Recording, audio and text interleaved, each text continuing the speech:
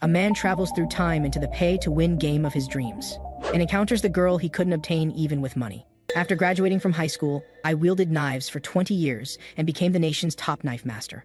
There's nothing I cannot cut. There's nothing my blade cannot slice through. That's right, I am the premier sashimi chef with unrivaled knife skills. Today I'm also working normally. My phone suddenly displayed a game I had previously deleted. At this moment, the local Yakuza boss approached me, insisting I become the gang leader. He directly offered an astronomical deposit of 300 million yen. I refused without hesitation and became extremely angry because unclean individuals had entered the sanitary cooking area. I immediately drove the Yakuza boss away. Even my coworkers questioned why I wouldn't join the Yakuza boss for the good life. But I only wanted to chop fish heads for life, not become a gangster. Then my phone again displayed the game I had deleted before. The Demon King has invaded and needs a hero's assistance. Looking at the beauty of my dreams, I still clicked on it.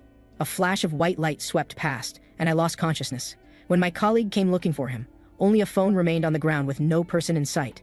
At that moment, the game's loading bar on the phone screen also reached 100%. This game has no real storyline. It doesn't require any skill from you, just spending money. It belongs to the category of direct pay to play garbage games. If you ask why I played this game, of course it's because the female character is my preferred type. I was actually absorbed into the game. The character I possessed wasn't an NPC or a handsome game character. I became background character A, Gioma. This is a world blessed by miracles. I quickly adapted to life here. I couldn't even distinguish whether this was a game or reality. I lived an ordinary second life here, but today I received an acceptance letter from Jingua Academy. To not disappoint my parents' expectations, I had no choice but to go. I didn't even know how this background character A managed to get into such a prestigious academy.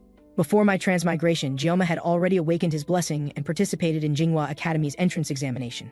Blessings are special abilities that humans can use, similar to skills in games. But not everyone possesses them. Blessings are generally inherited. Social classes are divided based on blessings. Jingua Academy was established under this background. It was nominally built to cultivate heroes. Gioma, who lacks heroic bloodline, entered Jingua Academy as a special admission student. The reason this world needs heroes is because there are demon kings here. I chanted blessing under my breath. A blessing window immediately popped up.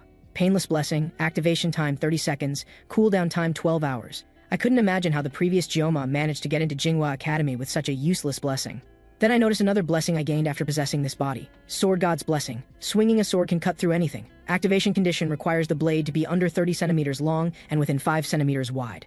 The key point is this blessing was never seen when playing the game.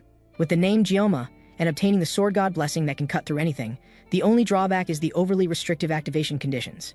A blade 30 centimeters long and 5 centimeters wide is similar in size to my previous life's sashimi knife. To attend Jingua Academy, one must carry weapons. I completely didn't want to spend money on this academy I was reluctantly attending, but I still needed weapons for self-defense, so I had a bold idea.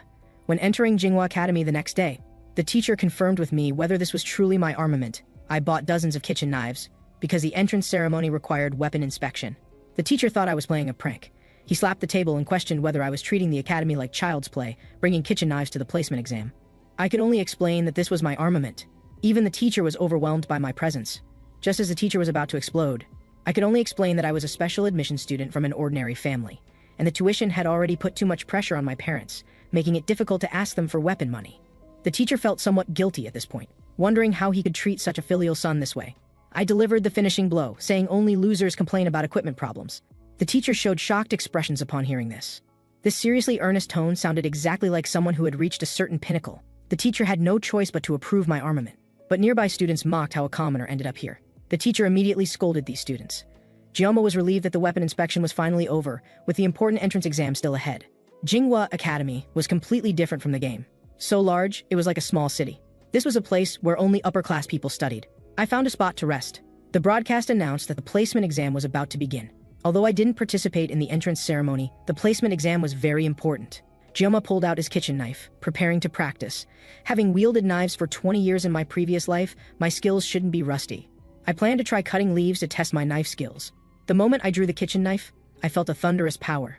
System notification, Sword God's Blessing activated. Physical strength too low. Armament too low, forcibly using willpower to synchronize with user. Gioma couldn't believe that just drawing the knife activated the blessing. System notification, synchronization complete, may the God's blessing accompany you. After the blessing activated, it felt like entering a fractured space. I didn't know what was happening. The kitchen knife also slipped from my hand. The space then dissipated. The moment I released the knife, he returned to the original world. After activating the Sword God's Blessing, It felt like the entire world was fractured. A wave of headache struck. I activated the painless blessing again. If every activation of the sword god's blessing causes severe headaches, then this blessing is essentially useless. The broadcast also announced for students to gather at the training ground immediately. I was still hesitating whether to pick up the kitchen knife. The moment I gripped the kitchen knife, a piercing pain shot through my hand. In the training ground, the new students had all arrived here. Adults were still discussing how much money they spent buying armaments for their children. One person noticed that a certain important figure had arrived. That was the 7-star hero Sword Emperor Zieg. People seeing the Sword Emperor quickly moved away from him. At this time, 7-star hero Sage Medea found the Sword Emperor. The Sword Emperor complained about a 70-year-old person dressing so flamboyantly. Sage Medea stated that women need to stay young until death, and offered to use her blessing to make the Sword Emperor 10 years younger, but the Sword Emperor refused. She felt this old man was the same as before, unchanged at all. She questioned why this inflexible old man came here. She probed whether the Sword Emperor came specifically to see his beloved granddaughter. The Sword Emperor remained silent at this moment. The placement exam was about to begin. Gioma also arrived here. He noticed a figure moving through the crowd. This was the Sword Emperor's granddaughter, Abel. Also the main hero of this game, and the primary reason I spent money in my previous life. The subspace was created by Jingua Academy's first principle. Within the subspace, even if injured, the real body won't be harmed, so students can fight freely within the subspace. This year's placement exam adopted a battle royale format, randomly teleporting 10 students to the same subspace for mutual combat. With no armament restrictions, scoring based on survival time, the Sword Emperor believed that unrestricted armaments would only benefit those in power. Principal Sage Medea explained this was unavoidable, as the Academy's operating funds were provided by these power holders, and this was a concession made to introduce the special admission system. Special admission students refer to ordinary people like me who aren't descendants of heroes. Entering the Academy, I could only watch from afar the goddess I couldn't obtain even with money in my previous life. But I knew that the goddess Abel before me already had someone, because she would become lovers with the game's protagonist.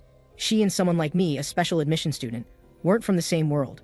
I just wanted to graduate safely and stably from here, then find a stable job and live an ordinary life. I was determined not to activate the Sword God's blessing and experience that tingling sensation again. The broadcast then began announcing the rules. This year's placement exam is Battle Royale, randomly selecting 10 students for the same space. Rankings determined by survival time, then unified class assignment. My goal was to be last place. Then the subspace device activated. A barrier covered the entire arena. I only wanted to finish the exam without drawing my sword. Shortly after the exam began, many people were eliminated. Principal Medea mentioned that this exam's results were already predetermined. Not only was there the Sword Emperor's granddaughter, but also descendants of other 7-star heroes. At this moment, Abel easily defeated other opponents and achieved victory. Seeing this, the Sword Emperor prepared to leave. The results of other students were predictable without watching. Then Sword Emperor Zieg and Sage Medea seemed to sense something. Even outsiders felt this aura. Medea asked the Sword Emperor if he felt it, and the Sword Emperor still couldn't believe it. The two never found the source of this aura. Then a sound caught their attention. This was the sound of subspace fracturing. The two looked at the sky in disbelief. The subspace actually cracked open. With 2 thunderous crashes, a figure fell from the subspace in the sky. A white light flashed. Then a kitchen knife fell down. Principal Medea urgently ordered the medical team to check the students' conditions. I never expected this situation would occur. Right after entering the subspace, everyone began fighting. This scene's combat couldn't be called fighting, only one-sided torture. But they didn't intend to end the battle, instead deliberately tormenting their opponents. After using violence to torture opponents, they would also brutalize the corpses. Because I was too weak, they even ignored me. Then they targeted a girl who had clearly lost the will to fight. Seeing the two preparing to torture her with violence again, I still spoke up to stop them and cursed them as psychopaths. They also discovered I was the previous special admission student. Their target changed from the girl to me. I wanted to use the painless blessing to endure, but it only lasted 30 seconds. But these two would torture corpses for over 30 minutes. I thought about drawing my sword. Using the sword god's blessing had side effects, but now there were no other options. I still gripped the kitchen knife. Even just 30 seconds would be enough.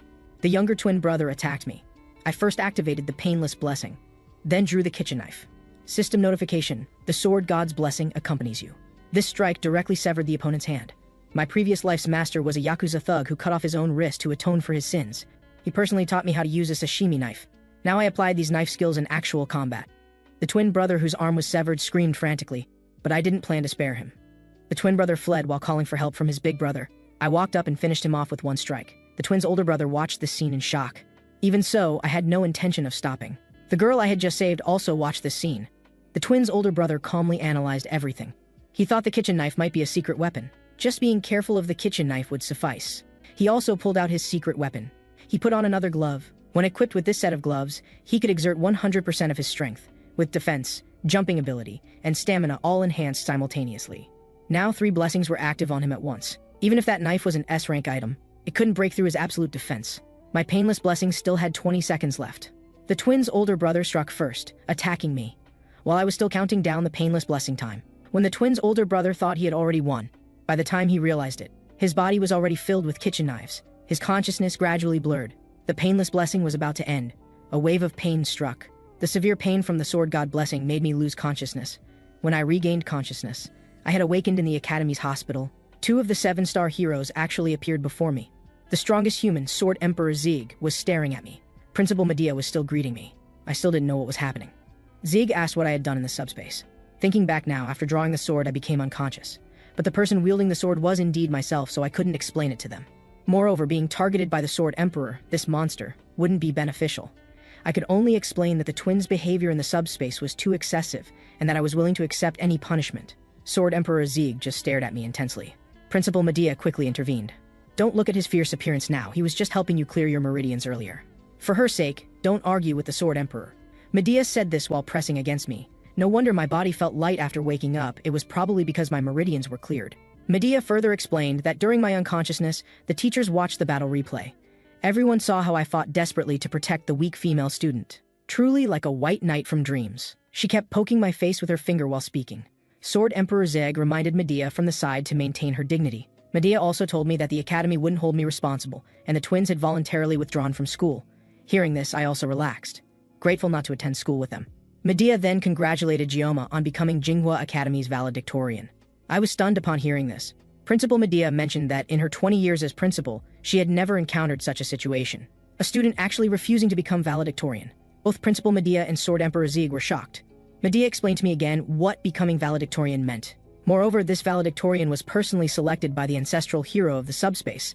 Yet even so, I still refused to become valedictorian. Sword Emperor Zieg gave me a meaningful look. After this, Medea asked the Sword Emperor if he was upset that Ryome took away his granddaughter's valedictorian position.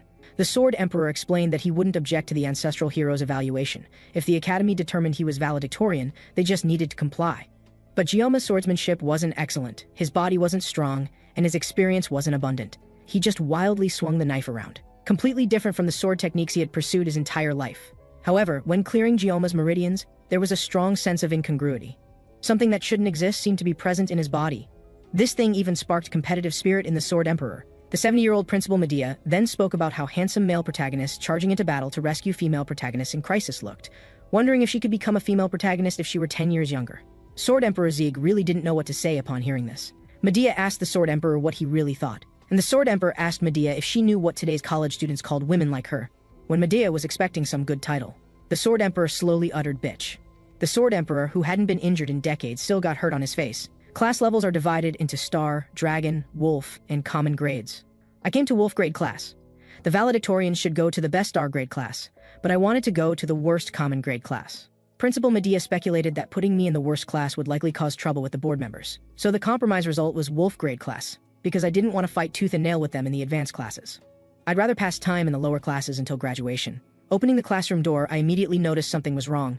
Everyone was looking at me, but they just glanced and then ignored me. Just as I was celebrating that the principal's secrecy work was done well, a girl shyly approached and thanked me. I was momentarily stunned, unable to remember who she was. The girl blushed and mentioned the exam. Only then did I remember she was the girl I saved during the placement exam. In terms of results, I did save her, but actually it was also for my own safety. I introduced myself as Ryome, and the girl introduced herself as Khloe. I had never heard this name when playing the game in my previous life. I guess she was probably a minor character like myself. Just as Khloe was about to say something, the bald teacher arrived and told everyone to sit down. The bald teacher congratulated everyone on entering Wolf class. He announced that the first lesson would be physical training, giving everyone 30 minutes to change clothes and meet at the training ground. A student asked what physical training involved. The bald teacher explained, 100 push-ups, 100 sit-ups, 100 squats, then run 10 laps around the training ground. After all students left the classroom, I approached the bald teacher alone, not expecting him to recognize me. I tactfully mentioned feeling unwell, but I actually just didn't want to participate in physical training. The bald teacher snorted coldly, saying the principal mentioned I was valedictorian, wondering if this intensity was insufficient, and since it was the first day of training, asking if I wanted to try training with the star class. At this moment, I could only curse that dead old woman principal in my heart. I could only laugh awkwardly, explaining I felt unwell and wanted to use the restroom, while praising the teacher's excellent arrangements. So I had no choice but to run with everyone else. With poor physical condition, I kept cursing under my breath. Khloe approached with concern, asking how my body was. She asked how many laps I had run. Seeing Khloe catching up from behind, thinking she also had poor stamina like me, I told her I had run 5 laps. Khloe mentioned she had already run 9 laps. She encouraged me to keep trying. I couldn't understand how my stamina was worse than a girl's. Academy life continued like this for a week. I encountered the biggest difficulty of my life. A meal in the academy cafeteria actually cost 50,000 yen. This price was ridiculously high. Such expensive prices meant my living expenses were almost gone. So I had been drinking cheap water from the supermarket these past few days to survive. Due to recent exercise, I had also developed muscles. Though more likely, it was because the Sword Emperor helped clear my meridians. Then Khloe came looking for me. I asked what she needed. Khloe mentioned not seeing me in the cafeteria for a week, wondering if I was unwell. I couldn't say I had no money for food. I could only make excuses about not liking food made by others. Khloe suggested buying ingredients at the supermarket to cook dinner together. Having not eaten for days, I agreed immediately. Along the way, I bragged about my decent cooking skills. After arriving at Khloe's dormitory, I discovered the refrigerator was full of seafood. As a former sashimi chef, I couldn't help wanting to show off my skills. But using a kitchen knife might activate the sword god's blessing. I asked Khloe if she had a longer knife. Khloe directly brought out a Japanese katana. I had no choice but to decide to use the kitchen knife. After activating the sword god's blessing, I just needed to complete the cooking within the 30 seconds of the painless blessing. I was known as the nation's fastest knife master. I used only 21 seconds to remove scales, gut the fish, debone it, and slice the meat. Khloe praised how delicious the food was. She volunteered to wash the dishes. Hearing the clanging sounds, I felt like Khloe had never washed dishes before. Looking at the moon outside the window, I couldn't help humming. Then a breeze blew, scattering the diary on the table to the floor. My attention was drawn to it. It read, "Someone helped me in today's placement exam. I want to repay him in the future." As I decided to pick up the diary for him, another breeze blew. The person who saved me is in the same class as me. His name is Ryome. My heart pounds, and I dare not talk to him. I thought this little girl was cute, not expecting the reason for not daring to talk was this, so I couldn't help flipping a page of the notebook. It was densely filled with, "I love you, I love you, I love you." Even I was shocked by its contents. Then Khloe seemed to discover I was reading her diary. "Did you see it?" At this moment, Khloe pulled out a knife from somewhere. When heroes receive everyone's adulation and become power holders, they might be corrupted by power and turn evil. This is when shadows are needed. A shadow's job is to eliminate corrupt heroes in the darkness. Children who become shadows receive mental modification and emotion removal from birth. Continuous training eventually turns them into killing machines. The girl first drew blood at age 15. Khloe was educated from childhood to become a shadow. Long-term continuous training led to her mental distortion. Khloe, who had completely lost emotions, came to Jingua Academy, where students are assigned classes based on ability. Khloe's true strength could at least reach dragon grade, but because she belonged to a shadow family that always operated in darkness, she could only be assigned to the worst common grade class, which was also an agreement between the family and academy. Upon enrollment, her orders were not to do anything conspicuous, and even so, Khloe could only accept, until she met a certain boy. That happened during the placement exam. Khloe, feeling fearful and helpless, was saved by a boy. She had given up struggling but was still rescued. When she thought this was her fate, an indescribable heat boiled in Khloe's heart. The boy before her was wielding a sword, still wielding a sword to protect her. This reminded her of the fairy tale book she secretly hid as a child. It was a story of princes and heroes. A prince rescuing a princess locked in a castle. Her face blushed slightly, her heartbeat quickened, and an inexplicable emotion arose. Khloe thought it was love, after being caught peeking. Khloe herself was glaring at me fiercely. I could only scratch my head and laugh dryly. The scene became awkward for a moment. I didn't know where things went wrong. Maybe it was peeking at her notebook, or I shouldn't have come to her house for dinner in the first place. I asked Khloe again if she didn't think tonight's moon was beautiful. Seeing her remain silent, I prepared to take the opportunity to slip away. Khloe questioned whether I saw it. My gaze fell on the diary on the table. I had a flash of inspiration and explained to him that I saw reference books. Khloe directly asked if I read the diary. Although I kept denying it, she still exposed me. After this, Khloe pulled out a knife from somewhere. I was surprised at what Khloe was trying to do. Looking outside the window, this was the 4th floor. Jumping down was definitely not an option, and the exit was behind Khloe. At this moment, Khloe had already picked up the knife and was walking toward me. I understood this type of person very well. Motionless pupils and turbid red eyes. This was clearly a Yandere. But Khloe usually had a gentle appearance, completely different from now. I suspected Khloe might have a split personality. Yandere was already troublesome enough as one trait. Now there was an additional split personality. The current Khloe had more killing intent than the twin brothers during the entrance exam. If I didn't take action, I'd probably die here. The kitchen knife was in the kitchen. It was too late to get it now. Seeing Khloe already attacking in my direction, I spotted a utility knife behind me. Khloe rushed at me with a knife. I had to grab the utility knife, quickly sliding out the blade. The sword god's blessing activated. Khloe slashed at me. I also swung the knife at Khloe. I aimed at Khloe's long hair. With a swoosh, the battle ended. After this, the unconscious Khloe woke up on the bed. She was still looking for where Ryome was. Her memory was still stuck at washing dishes while secretly watching Ryome's back. Discovering the important knife was still beside her.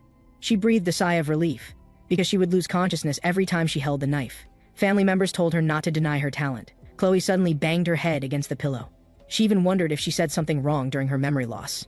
She discovered the utility knife on the floor. There was also cut hair on the ground. She thought she might have used the utility knife to cut her hair earlier. She also found hair in the trash can, thinking Ryome helped clean up the garbage before leaving. Thinking of such gentle Ryome made her even more unable to bear it. She must write it down. Write, "I love you" once more. Outside the dormitory building, I couldn't help but dry heave. This was the side effect of using the painless blessing for 5 extra seconds, directly vomiting up dinner. Hungry and weak, I could only find a place to rest. I couldn't understand what was wrong with Khloe. Ordinary swordsmanship aims to defeat or subdue opponents, but Khloe's swordsmanship purely targeted vital points. If I hadn't fought back earlier, I would have probably had my neck severed. In the recent battle, when my life was threatened, I reflexively slashed at her neck. Fortunately, the utility knife wasn't long enough and only cut her hair. I also helped tidy up her room when leaving, so she probably won't blame me. When I first transmigrated into the game, I still had ambitions to dominate. But the limitations of my blessing extinguished my ambitions. The miracle blessing is the game protagonist's exclusive blessing. Also the only epic level blessing in the game. The blessing is simple. Save the world from the Demon King. The game protagonist is also chosen by both the Holy Sword and Demon Sword. While I can only use kitchen knives, the actual gap doesn't need consideration. When playing the game before, I understood too little about it, only knowing the protagonist and important character storylines, with little knowledge of other aspects. The protagonist awakened his blessing late and would enter school to begin the storyline. Most importantly, I had never played through to this game's ending before giving up. Now I could only follow the game's storyline. The game's plot becomes very dark starting from the 3rd year. Discovering the hero's birth, demons attack Jingua Academy. Demons and humans engage in great war. I don't know how this garbage game turned into such a storyline. Many game characters I liked died later. Unable to accept this, I directly deleted the game. Now I don't know if I'll also die in this game. To survive 3 years from now, I can't sit idle. Anyway, the game protagonist will save the world. I just need to protect myself and stay alive. I also need to avoid being selected to fight demons. I must reduce usage of the Sword God's Blessing. Checking the system window, I found the Sword God's Blessing had leveled up. There was also an additional synchronization rate of 1.5% beside it. I tried clicking on another question mark blessing, but the system indicated insufficient permissions. However, I confirmed that my status bar indeed had an additional blessing. I felt I couldn't always rely on the Painless Blessing and Sword God's Blessing. I must create other possibilities. Next month, there's a midterm exam. The reward is the Long Sword Spring Rain, which can be used until graduation. The key is its convenient size won't trigger the Sword God's Blessing. Then a voice interrupted my thoughts. This voice claimed this spot was hers, and this person was Abel. She seemed to have just finished exercising and was quite hot. I just kept staring at her like this. I didn't seem to hear what she said. Abel told me to give up the seat, because I had spent money specifically for her when playing the game before. I couldn't help but lose focus looking at her face. I couldn't understand why I had to give up a public academy chair to her. Fearing problems with the game storyline, I thought about avoiding her in the future. But she's really beautiful. My gaze unconsciously followed her. Then Abel mentioned that this place was comfortable for stargazing, and I thought she discovered me peeking. Such a casual personality made me doubt whether she was really the Sword Emperor's granddaughter, Abel. She even rejected the game protagonist. Abel confirmed whether my weapon was a sword, and I asked how she knew. Abel explained it was what grandfather said, and that swordsmen have different eyes. She also extended her personal treasure sword, asking if I wanted to try holding it. I directly refused. Abel pouted with a sulky expression. I questioned once again whether she was truly the aloof girl Abel from the game. Abel solemnly asked if I knew who she was. No one at Jingua Academy should be unfamiliar with the Sword Emperor's granddaughter. I had no choice but to admit that I did indeed know her. Then Abel mentioned that while I knew her, she didn't know me. I sensed that Abel was trying to get me to reveal my name. I could only make excuses to avoid telling her my name. Abel then suspected I was a demon spy, reasoning that I was lurking in such a place in the dead of night. I felt helpless about this accusation and could only tell her I was exercising, and it was important breathing exercises at that. At that moment, I noticed numerous scars on Abel's hands. She hastily hid her hands behind her back. I could see that she was truly working very hard. Abel spoke about how, possessing the Sword Emperor's bloodline, she must be the most perfect and outstanding existence. If she showed even the slightest flaw, she would be attacked by everyone. Since birth, the recent placement exam was the first time she had lost to someone, so she was curious about who had defeated her. Hearing this, my heart remained relatively calm. Abel then said that when she encountered that top student, she would definitely beat him half to death. At this point, I couldn't help but shiver and hastily told Abel there was no need to be so ruthless. Abel explained it was all because of that person who didn't attend the top student oath ceremony, leaving her, the second place, standing there awkwardly. The key issue was that her grandfather wouldn't tell her who the top student was. I asked why she was telling me such things. Only then did Abel reveal that it was because you looked very weak. Abel's family motto was to be strict with the strong and merciful to the weak. The classmates in her class were all a bunch of idiots, making it impossible to befriend them. I also understood the reason for her coldness toward the game's protagonist. As Abel was preparing to leave, she seemed to notice something amiss. She asked for my name again, but I still didn't tell her. The next day, I was constantly worried that Abel had already grown suspicious of me. Khloe had already made friends and integrated into the class. I was afraid of encountering Khloe and kept avoiding her gaze. Because I was a special admissions student, many people in the class looked down on me. The other special admission students in the class were also unwilling to communicate with each other. From this perspective, not choosing the advanced class was the right decision. Having played the game, I knew that the new class and dragon class would form factions and engage in conflicts. There was good news: I could now eat normally in the school cafeteria. The reason was that Principal Medea had given me a top student discount card. I could never repay this kindness even if I kowtowed to her 3 times daily. As long as I persisted this way for 3 years, I could achieve my dream future. The academy professor was lecturing. After the first human-to-demon war 700 years ago, Huajing felt the need to cultivate the next generation of heroes and establish Jingua Academy with 7 disciples. Knowing this plot, I was drowsy listening to it. The ancestral hero Valor Vaken. After fighting the demon race for 2 years, he finally achieved victory, but he also lost an arm and his combat ability. Both sides in the battle suffered heavy losses. The first human-demon war became the catalyst for both sides to begin a ceasefire. At that time, Jingua Academy was established to train heroes. Humans and demons signed a peace treaty, and 700 years had passed. Students who had never experienced war couldn't appreciate the preciousness of peace. Only I knew that this 700-year peace was about to end. Even if it would affect the plot development, I still wanted to tell Principal Medea about this matter, although I didn't know what choice she would make. In the original plot, due to her own blessing, Medea discovered this anomaly very early. To protect the students, she was the first to enter the battlefield. She became the first 7-star hero to be killed by the demon race. Although I hadn't played through this part of the plot before deleting the game, I learned about this through online guides. I would have been better off not knowing about this. After class, a commotion erupted outside the classroom door. I instinctively checked the date on my phone. Today was May 5th. Students all gathered around. If I remembered correctly, today was his enrollment day. He was the protagonist of this world, Leon van Leehart. The 700-year-long peace would end starting from this day. In my eyes, this guy was just a disgusting fellow, a pretty boy who relied on his looks, and a man who attracted women like a magnet. If this were an adult game, the protagonist Leon should have died before battling the Demon King. The key was that he attracted female characters like a succubus. The women attracted to him included the Spear Saint's niece Rachel, the Swordman's daughter Zoki, the Sword Emperor's granddaughter Abel. The more I looked at him, the more disgusting he seemed. Miracle's blessing. In the game, the protagonist Leon van Leehart was one of the first to be sent out to subjugate the Demon King 3 years later. It was almost like a forced dispatch. Even the ancestral hero Valor Vaken had only sealed the demon army's first legion.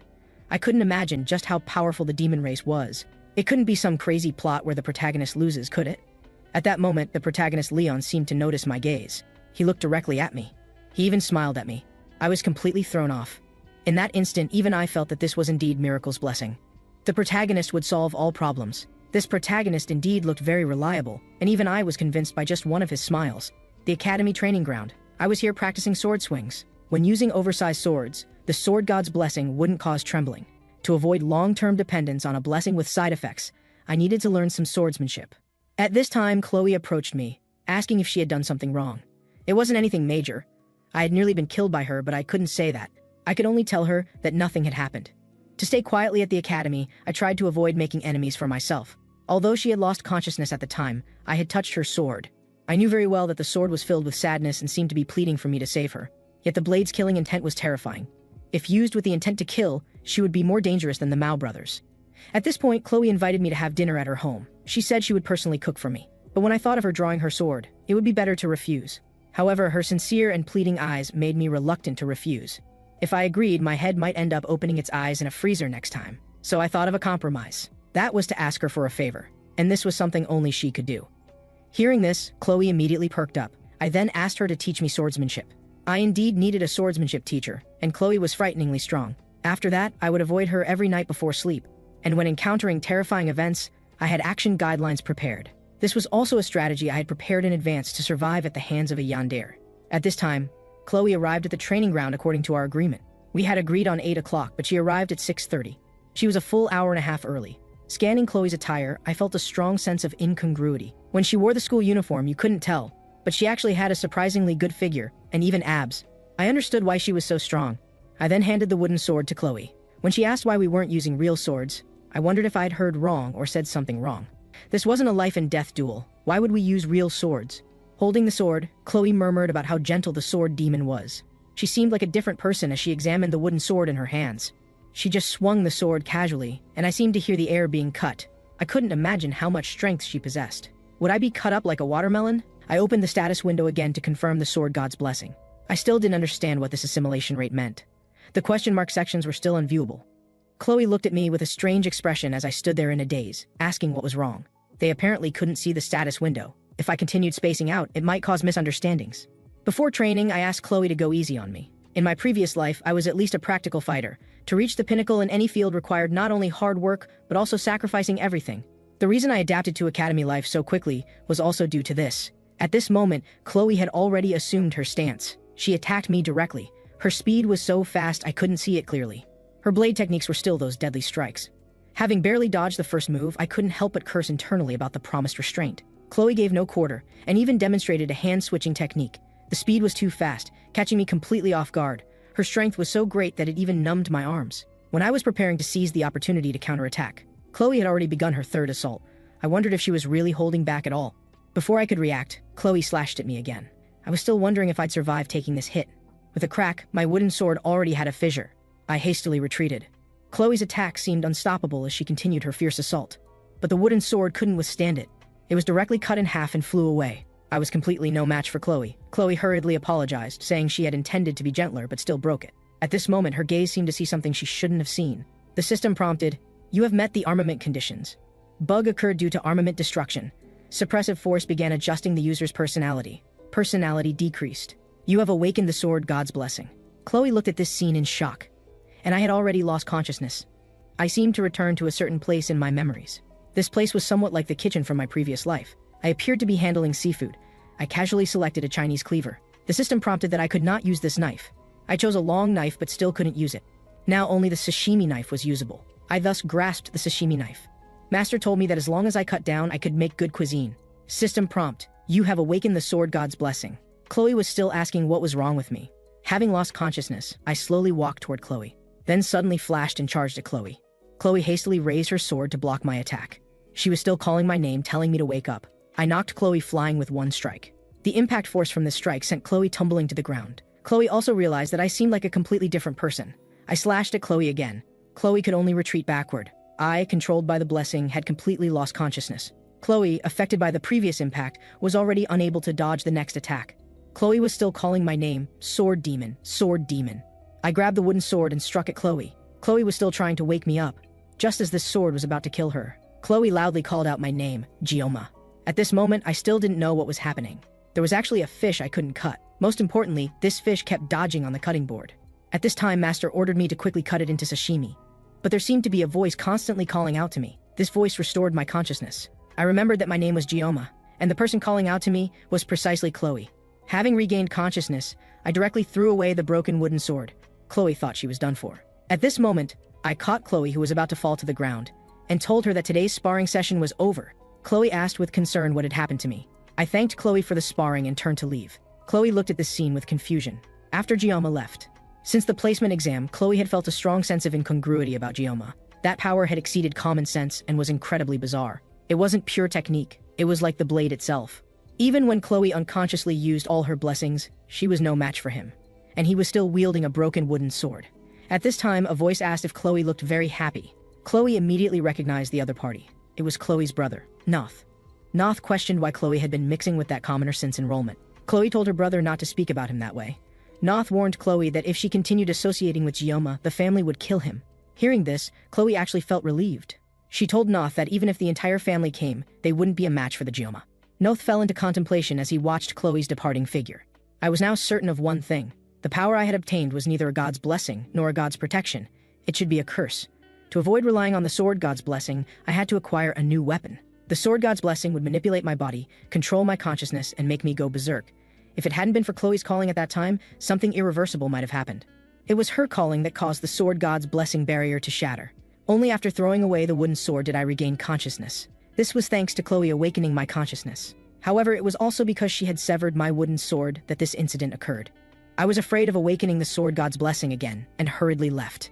This was an ability exchange for lifespan. I was a transmigrator, and with this blessing, I could continue staying in this world. I just wanted to live an ordinary life in this world. I used to think that as long as I resolved some minor incidents, I could live a peaceful life. Now I finally understood what existed within my body. What wanted to devour my rationality wasn't a blessing. What wanted to devour me was a curse, a heaven-defying technique. 3 days later at Jingua Academy, the Yandere Khloe was interacting with classmates. But she always looked melancholy, because Ryome hadn't attended class for 3 days.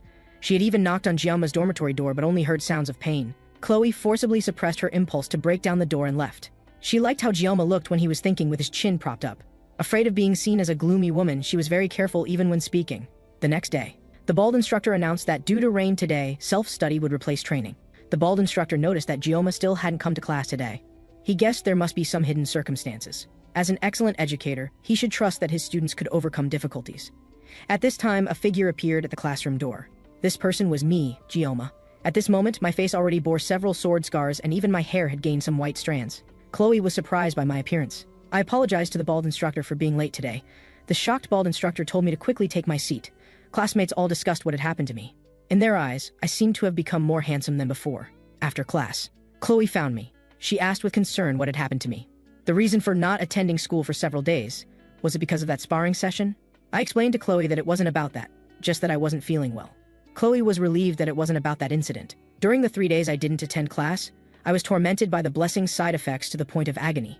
I had been hiding in my room without eating or drinking. The price paid for using an incomplete blessing far exceeded my imagination. Looking in the mirror, I discovered that part of my hair had turned white. At this moment, Khloe seemed very remorseful because she was the last person to spar with me. To resolve her guilt, I prepared to take her to eat. I also told her I wanted to eat food she made herself.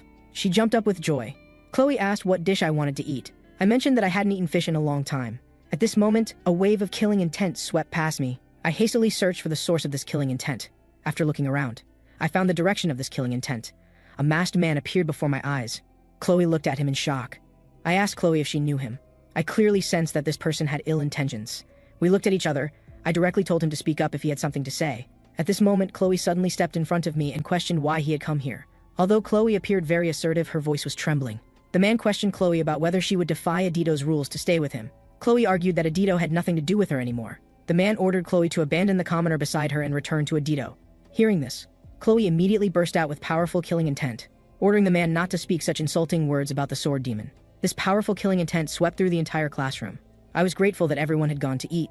I also remembered the Adido family. They were a female group responsible for infiltration and assassination. Although not as strong as other hero families in direct combat, no one could surpass them in assassination techniques. So Khloe was from the Adido family. The person in front of me was Khloe's brother. I could understand his expression accustomed to killing. The Adido family existed to maintain order, finding and killing internal enemies. Did she also want to live an ordinary life? Like my sword god's blessing, she was born into an assassin family and wasn't allowed to live a normal life. She could only be an emotionless killing machine.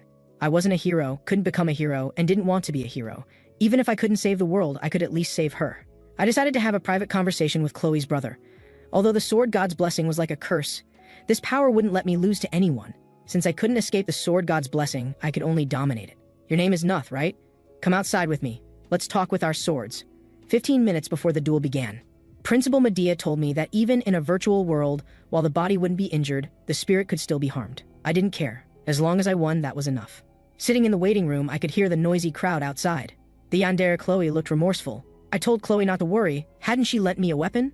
Khloe mentioned that her brother was very strong, a rare genius in the Adido family's history. He had no rivals in hidden weapons and was called the pinnacle of nighttime techniques at age 14.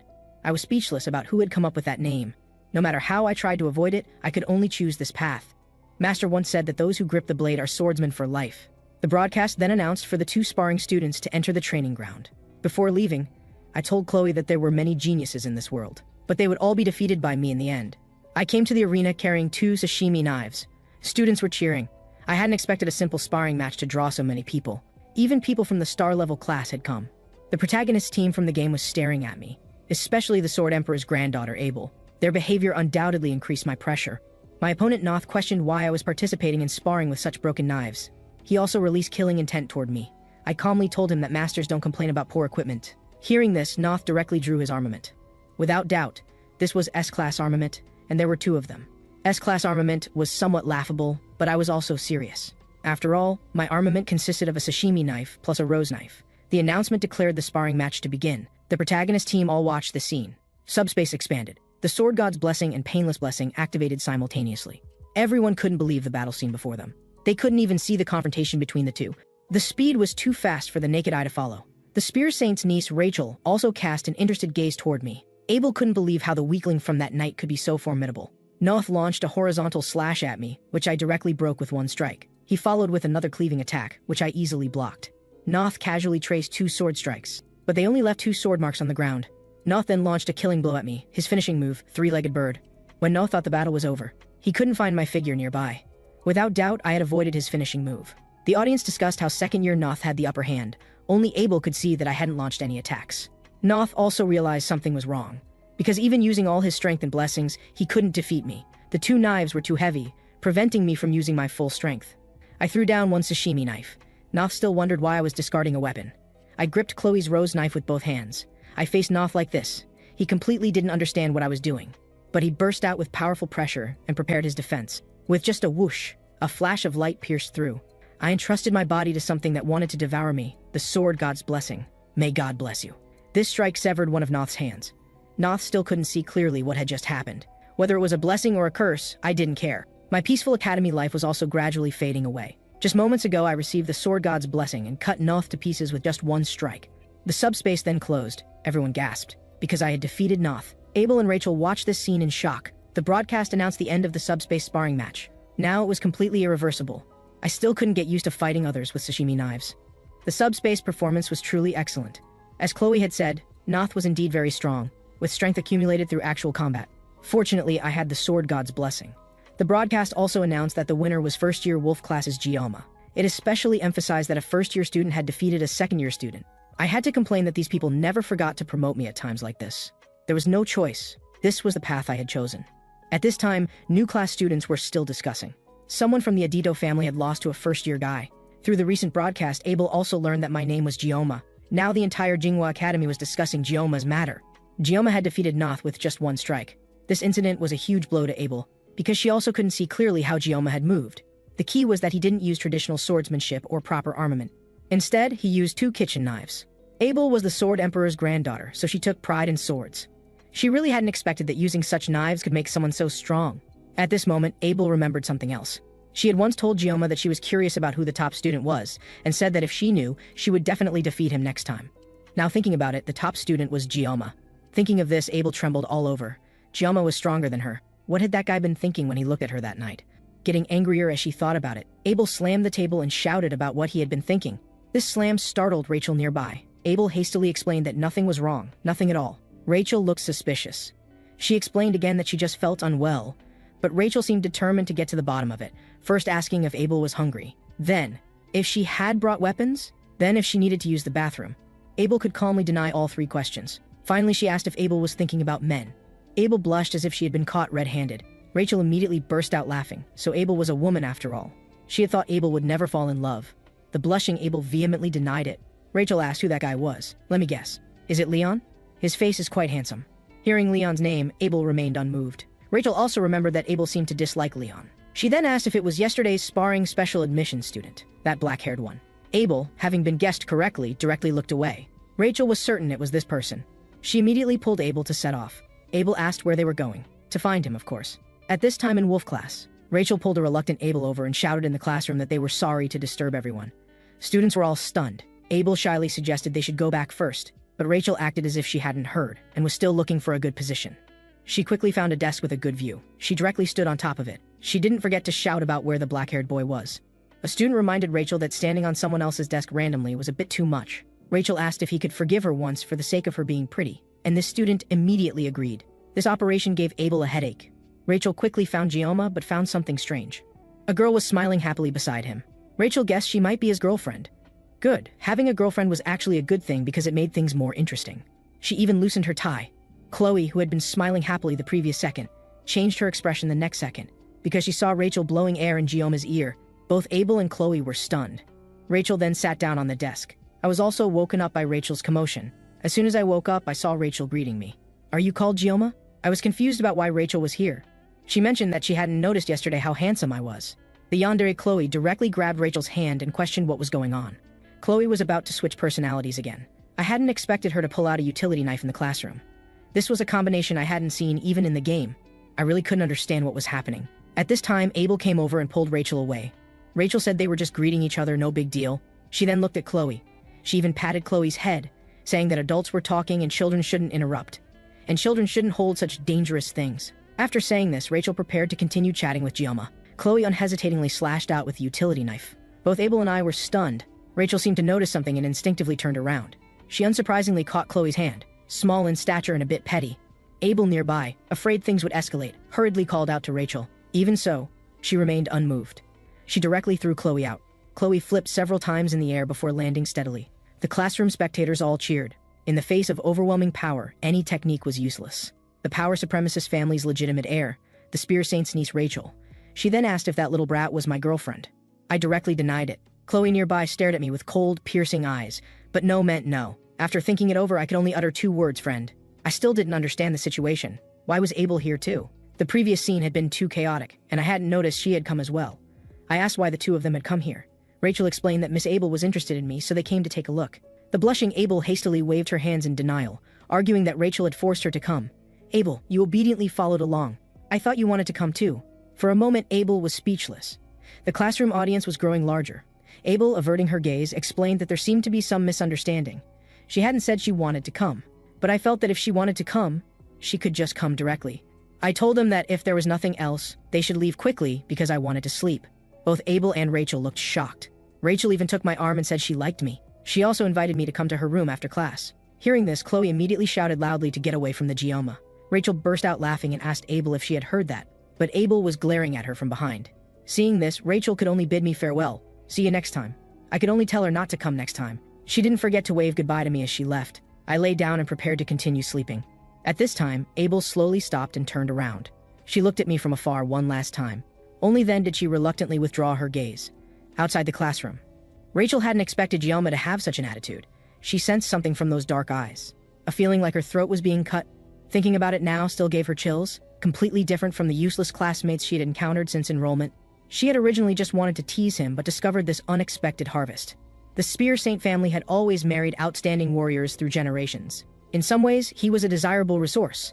No wonder the unshakable Empress would be moved. Rachel suddenly turned around and apologized to Abel. Abel said she didn't need to apologize for what just happened. She should apologize to the Wolf class students instead. But she wasn't apologizing for those 2 things.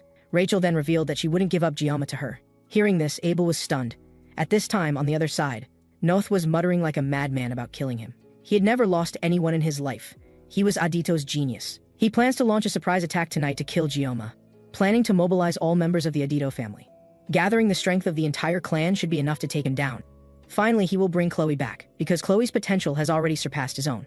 The moment he pushed open the door, it was as if he discovered a new world. Someone was sitting there eating an apple, and that person was none other than Gioma. After that incident, the Yandere Khloe has been in a state of madness. I can feel that she's still angry. She keeps muttering, "Die, die." I have something I need to confirm with her, so I found Khloe. She immediately returned to normal, and I asked her about how Noth was doing. Sister Khloe said Brother Noth was admitted to the Academy's affiliated hospital. She hasn't visited him and doesn't know what's wrong. I thought battles in subspace shouldn't cause external injuries. Khloe told me that Brother Noth was indeed hospitalized, and she told me not to take this matter to heart. I never expected Noth to be so weak that he couldn't even withstand this level of shock. I suspect he might be plotting something else. From my previous life's experience, the best way to deal with a Yandere is to gently pat her head, and that's how I got the location of Noth's hospital room from Khloe. Then I went to Noth's hospital room to wait for him in advance. I took a bite of the apple in the hospital room and asked if the apple was edible. Noth was so frightened he couldn't speak. The Adido family is really wealthy, living in such a luxurious hospital room. Noth questioned what I was doing there. I picked up the fruit knife beside me. Noth thought I was going to eliminate him completely, but I just picked up the small knife to peel the apple. My masterful knife skills peeled the apple skin perfectly. I placed the peeled apple on the table and told Noth to eat some fruit if he couldn't eat his meals. This angered Noth so much he was ready to draw his knife and fight me. I also stopped at the hospital room door. If you want to seek revenge against me, I'll destroy the entire Adido family. Hearing this, Noth was obviously terrified. Then with a bang, I closed the door and left. The apple I had just peeled also developed cracks. The sound of the apple splitting scared Noth so much he sat down on the spot. The flames of hatred have been extinguished by me. I think Noth should have lost his desire for revenge. This kind of bluffing intimidation is quite effective, because I know the 30-second protection cannot defeat all members of the Adido family. 30 seconds can handle at most 10 people, but that's the worst situation. I still need to try to control myself and not kill randomly.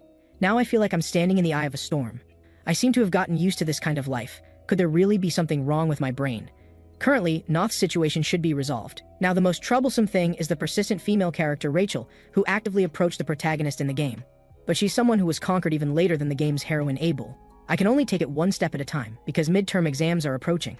This matter is closely related to me. I need the exam reward Murasame. With it, I can still fight even after the 30 seconds are up. The exam content is to kill magical beasts in groups of 5 regardless of class. Because it's a group task, individual strength is important, but trust between comrades on the battlefield is even more important. Group tasks are troublesome, but if I encounter good teammates, I can ride on their coattails. The magical beast to be killed during the exam is the Earth-level magical beast Fishman. When playing the game, I thought this thing looked disgusting. Although I've been killing fish my whole life, having to kill fish again makes me feel a bit nauseous. I hope it would be mermaids instead, at least I could feast my eyes. I'm also glad that this time the opponents are magical creatures and not demons. I've been in this game world for nearly a month since transmigrating. The ceasefire agreement between humans and demons has lasted for 700 years. Half a century ago, the commander of the Demon Clan's 6th Legion raised the banner of rescuing the sealed 1st Legion commander. He charged to the front lines alone. Humans sent their strongest 7-star heroes to meet him in battle. After a week of bloody combat, although humans won, they still sacrificed 3 heroes. Fortunately, both sides didn't want the situation to escalate. I'm speechless about this. The so-called strongest 7-star heroes of humanity couldn't even handle the 6th Legion commander. Peace has continued until now. I can't imagine how strong Valor Vacan, who sealed the 1st Legion commander alone, really is. I suspect he's not human, and after this there's still a battle with the Demon King who's stronger than Valor Vacan. There are still 3 years left before the war with the Demon Clan begins. Now I can only focus on the upcoming midterm exam. I need to find the other 4 team members first. I'm somewhat of a celebrity at the academy now. Making good use of this should make finding a team easy. But the result seems different from what I imagined. A week has passed and still no one has invited me to join their team. It might be because the last battle was too excessive, causing everyone to fear me. I noticed that Khloe seems to be in the same situation. She's also become an outcast since that day. I found Khloe and learned that she also hasn't found anyone to team up with. I immediately invited her to team up with me, although we still need to find 3 more team members. Khloe readily agreed. I know Khloe's strength is formidable. She should be able to handle quite a few enemies in the 1-hour exam time. While I only have 30 seconds, having her help is like gaining 1,000 troops. At this moment, a voice reached my ears. Rachel called my name in the classroom. She told me she came to play with Ryome. Khloe pulled out a utility knife and kept muttering, "Here comes the big one. Here comes the big one." I told Rachel to leave quickly. I don't have time to fool around with her. But Rachel put on a pitiful expression, saying Ryome was so heartless. I asked her if she could stop talking like that. But Rachel made a fuss, saying she didn't know and couldn't hear. She even collapsed directly onto my desk and asked if I had found teammates for the exam. I had to tell her not yet. Upon hearing this, Rachel immediately invited me to join her team. But I think their team couldn't possibly be short on people. Rachel thinks teaming up with me would lead to interesting events. I declined using the excuse that I had already promised to team up with Khloe. Rachel said that's even better because the team is just short 2 people. If we can't find teammates, we might not get the reward. I looked at Khloe to ask for her opinion. Khloe nodded. So I agreed to Rachel's invitation to join her team. I asked who the team leader was. She mentioned that the leader was a guy called Leon. I was immediately shocked. What sins did I commit in my previous life, working hard for 30 years and still having to encounter this kind of thing? Now I've gotten involved with the game's heroine, although feasting my eyes isn't bad. But getting involved with Leon is another matter entirely. The protagonist's radiance is about to blind my eyes. Now it's too late to change teams, because that damn Rachel has already submitted the application. For the first time in my life, I want to kill a certain woman. At this moment, Khloe came over asking what's wrong, whether I'm thinking about that stinking woman. No, the blonde girl. I had to tell her that being with students from the new class put some pressure on me. Khloe told me not to worry, because no student in the new class is stronger than Ryome. I asked Khloe what time our group meeting was. Khloe said the blonde mentioned it was 6 p.m. at the cafe. After this, Khloe and I came to the cafe. Khloe ordered a milk tea and seemed very happy drinking it. I really can't drink the coffee here, but I can only pretend it tastes good. I have to maintain adult sophistication. This coffee is both bitter, and you can't use the school meal card. I should come here less often in the future. At this time, Rachel and Leon arrived. They brought an unfamiliar guy with them. I immediately recognized this blonde as the game's protagonist. The brown-haired one beside him looks like a little thug. Leon actively greeted me with a handshake, and he said he was deeply impressed by the subspace battle the other day. Having you on the team is reassuring. Leon also suggested that team members introduce themselves first. Leon introduced himself first as Leon Van Ryhart. Looking at his handsome face, I felt life was truly unfair. Rachel nudged the small thug beside her, saying everyone knows her so she won't introduce herself. The brown-haired one introduced himself as Spit Weapon. I feel this Spit must have quite a story. Khloe introduced herself as Khloe Adido, belonging to Ryome. Before she could finish, Rachel looked at her teasingly. This almost made Khloe explode on the spot. But she still held back. Rachel continued teasing, how restrained, your self-introduction is too traditional. Finally, I also gave a simple self-introduction. After that, Leon took out his computer and started projecting a map. This is the map of the exam island for the upcoming test. On exam day, we'll be transported there through subspace gates. The subspace here actually exists, so there's a possibility of being killed by magical beasts. The southeastern region has been assigned 3 teams to hunt fishmen. The number of fishmen in the region is fixed, whichever group kills the most wins. Spit worried whether mermaids might appear. Leon explained that the instructors have checked everything, no need to worry. Khloe asked whether other groups might ambush us. Leon explained that this exam focuses on hunting fishmen. Students fighting each other would result in disqualification. I admire that someone from an assassin family would worry about such things. After this, only Leon and I remained in the room. I just wanted to leave this awkward place quickly, but Leon stopped me and asked, Joma, where are you from? He seemed to have asked a similar question before, but this time's question is fundamentally different from that one. I can't read the meaning in his eyes. Does he mean which region I'm from? If that's what he's asking, he could have asked directly during the self-introductions. Deliberately waiting until everyone left before asking must have some reason. At this moment, Leon suddenly apologized, saying he said something strange. Ryome, I'm wondering if you might be like me, but this game uses H country names, and there's no distinction between countries. Anyone would think I'm from H country. Then Leon said, just pretend you didn't hear what I said earlier. After saying this, he prepared to leave. Without thinking, I put my hand on his shoulder. Leon, where are you from? If I let him go like this, I'd definitely be too curious to sleep. Leon explained that he's from Germany. I don't understand what this Leon guy is up to. For a moment, I thought this guy was also from another world. I can't be certain that I'm the only one who was reborn into the game. Moreover, he's the protagonist. He has a greater possibility than me, a minor character. Under the protection of the sword god, my senses became sharp. I activated the sword god's protection again, silently reciting Leon is a person from here. The sword god's protection responded, Leon is a person from here.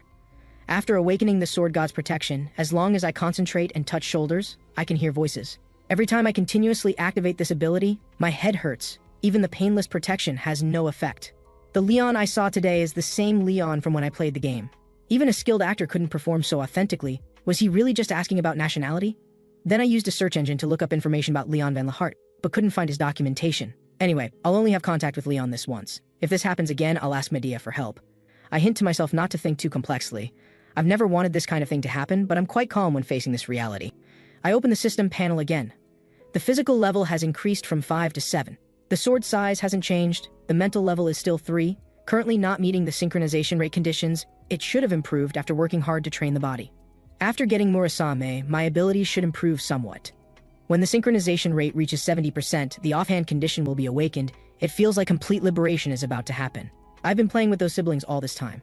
Now what's most frustrating is that I can't figure myself out, and I can't ask others. The system indicates that the minimum activation count for protection has been met. Calibrating activation time. The painless protection activation time increased from 30 seconds to 40 seconds, cooldown time shortened to 12 hours. It wasn't in vain that I suffered so much. Finally something good happened. Day 5 countdown, I was still training. Day 4 countdown, still meeting with team members. Day 3 countdown, Yandere's sister Khloe was still teaching me techniques. Day 2 countdown, Tsundere's sister Rachel pestered me again. Day 1 countdown, I was still training. At this point, I can already cut through sweat with a knife. I marvel that the training results have finally paid off. On the practical exam day, this is the subspace. With this thing, the atmosphere of the entire training ground instantly changed. Team members have already arrived here in advance. Team's Rachel is the main damage dealer. Captain Leon also serves as commander. Team's support is weapon. Team's sub-damage dealer is Khloe. Team's rear guard is Ryome. Rachel has an S-rank weapon, the Sky Piercer halberd. Leon isn't using Balump yet. My gaze fell on the necklace around Spit Weapon's neck. Rachel said at this moment, don't look at it like that. That's a rare S-rank healing type. That's an S-rank healing weapon I spent tens of millions on in the game, and still couldn't get, although the design is a bit strange. But why is it like this? I unconsciously moved closer to observe, scaring Weapon into thinking I had some intentions toward him. At this moment, the broadcast sounded, now beginning the first semester practical exam for first-year students in 2034 Fent. Everyone was attracted by this voice. This is the instructor reminding, when encountering danger, don't hesitate to flee quickly. Don't forget you're still students, not heroes. If anyone gets injured or gives up, you can contact the instructors at any time. Leon reminded everyone that it's time, get ready. and told everyone not to be nervous, just do your best. The exam is about to begin. Khloe looked dejected. He was still worried about mermaids appearing, because Skopri Island is a region where mermaids appear. I could only comfort Khloe not to worry, the instructors will confirm. Khloe was born on Sicily Island, where mermaid sightings and disaster incidents often occur. Now during the ceasefire with the demon clan, you can only see demons in dungeons. But there are often rumors of mermaid appearances, which means humans haven't mastered the conditions for mermaid appearances. At this time, the instructor reminded everyone to start entering, preparing to open the subspace portal. I touched Khloe's head and comforted her again not to worry. Under my comfort, Khloe also improved slightly. The 5 team members walked into the subspace like this. Rachel, you block that fishman from approaching. Weapon, quickly use healing protection. But at this moment, Khloe somehow hasn't come back to her senses. She seemed to hear Jingua calling her. At this moment, the team members have already started fighting. Khloe realized she seemed to have blacked out just now. Now she can't contact the instructors either, because everyone is in a cave and cell phones have no signal. A terrifying enemy appeared before everyone. It was the humanoid magical creature, Mermaid. At this moment, all team members fell into despair. Before the mermaid appeared, Leon, Weapon, and Rachel were still recovering from seasickness. I don't seem to get very seasick. At this time, a fish with legs appeared. I asked if this was a fishman, but the fishman turned and ran. If all fishmen are this weak, there's no need for me to act. Leon explained. That was just a small fishman. The exam fishmen aren't this size. Khloe went to scout the nearby area for intelligence. The 4 team members cautiously walked through the forest. At this time, Leon said something seemed to be approaching. It turned out to be Khloe stepping on tree branches, jumping down. Khloe explained that the trees are safer. She said there's a cave 500 meters ahead. Obviously there's something in the cave. There are densely packed merpeople inside, about 60 of them. Leon was still considering whether to go in. I know his hesitation is normal. If we kill these merpeople, we'll probably get first place. But inside the cave, there might be no signal. Losing contact with the outside world. The person deciding this is Team Captain Leon. He arranged in advance for Khloe to scout around the small island, Weapon to handle healing and support. I really can't understand how this kind of small thug is a healer, and I'm responsible for defending the rear. Leon is responsible for command and joining the battle when necessary. Rachel serves as the main damage dealer. She hurled the Sky Piercer halberd in one strike, directly smashing it into the middle of the fishman's bonfire. The fishmen still didn't know what was happening. Rachel had already rushed forward. One strike took out 2 fishmen. As the team's main damage dealer, she's completely sufficient. Weapon, as support, gave her buffs. Rachel was too ferocious, killing fishmen who scattered and fled. In a moment, she had killed 20 fishmen. Seeing the scene, both Leon and I were shocked. At that moment, Khloe also activated her blessing. She killed 8 fishmen in one strike. 2 fishmen pounced toward him. He cut them in half with one sword. Rachel and Khloe began competing over kill count like this. Leon and I could only watch this scene in shock. I suspect it's mostly because the conflict in the classroom last time hasn't been resolved. Both of them targeted the same fishman. This fishman also targeted them. The 2 directly chopped this fishman into pieces. After killing the fishman, neither would spare the other with words. I'm glad the 2 didn't actually fight, that's really good. The 60 fishmen were quickly eliminated by these 2. Leon also called for everyone to prepare to leave. From his decisiveness and leadership, he's indeed a person from this world. His previous question about birthplace seems to have been just a simple inquiry. From the results, this exam was basically a free ride. At this moment, an energy-formed laser shot out, directly piercing Leon's arm. Rachel, Khloe, and Weapon were all shocked. I immediately noticed something abnormal. Everyone didn't know what was happening. A monster surfaced in the middle of the water pool. Without doubt, this is a demon mermaid. Everyone couldn't believe a mermaid had appeared. Now if we take the injured Leon, we definitely can't escape, because there's no signal in the cave and we can't contact the instructors. I could see they had all lost their reason. I immediately ordered Rachel to block the nearby fishman, Weapon to heal Leon, and told Khloe to quickly go out and call the instructors for help. After a moment of hesitation, Khloe agreed. At this moment, Rachel and Weapon frantically asked what to do. I had to tell them to handle the nearby fishman. In my previous life, I found cutting those small seafood quite boring, because I'm an expert at killing fish. In this world, humans can use protection, while demons can use magic. The game's protagonist, Leon, was defeated by magic in one hit. This is the gap between humans and demons. Even with the sword god's protection, I might not win. The demon boss that required a team to kill in the game, now I have to handle alone. Khloe needs 10 minutes to bring back reinforcements, and I can only resolve this demon within 40 seconds.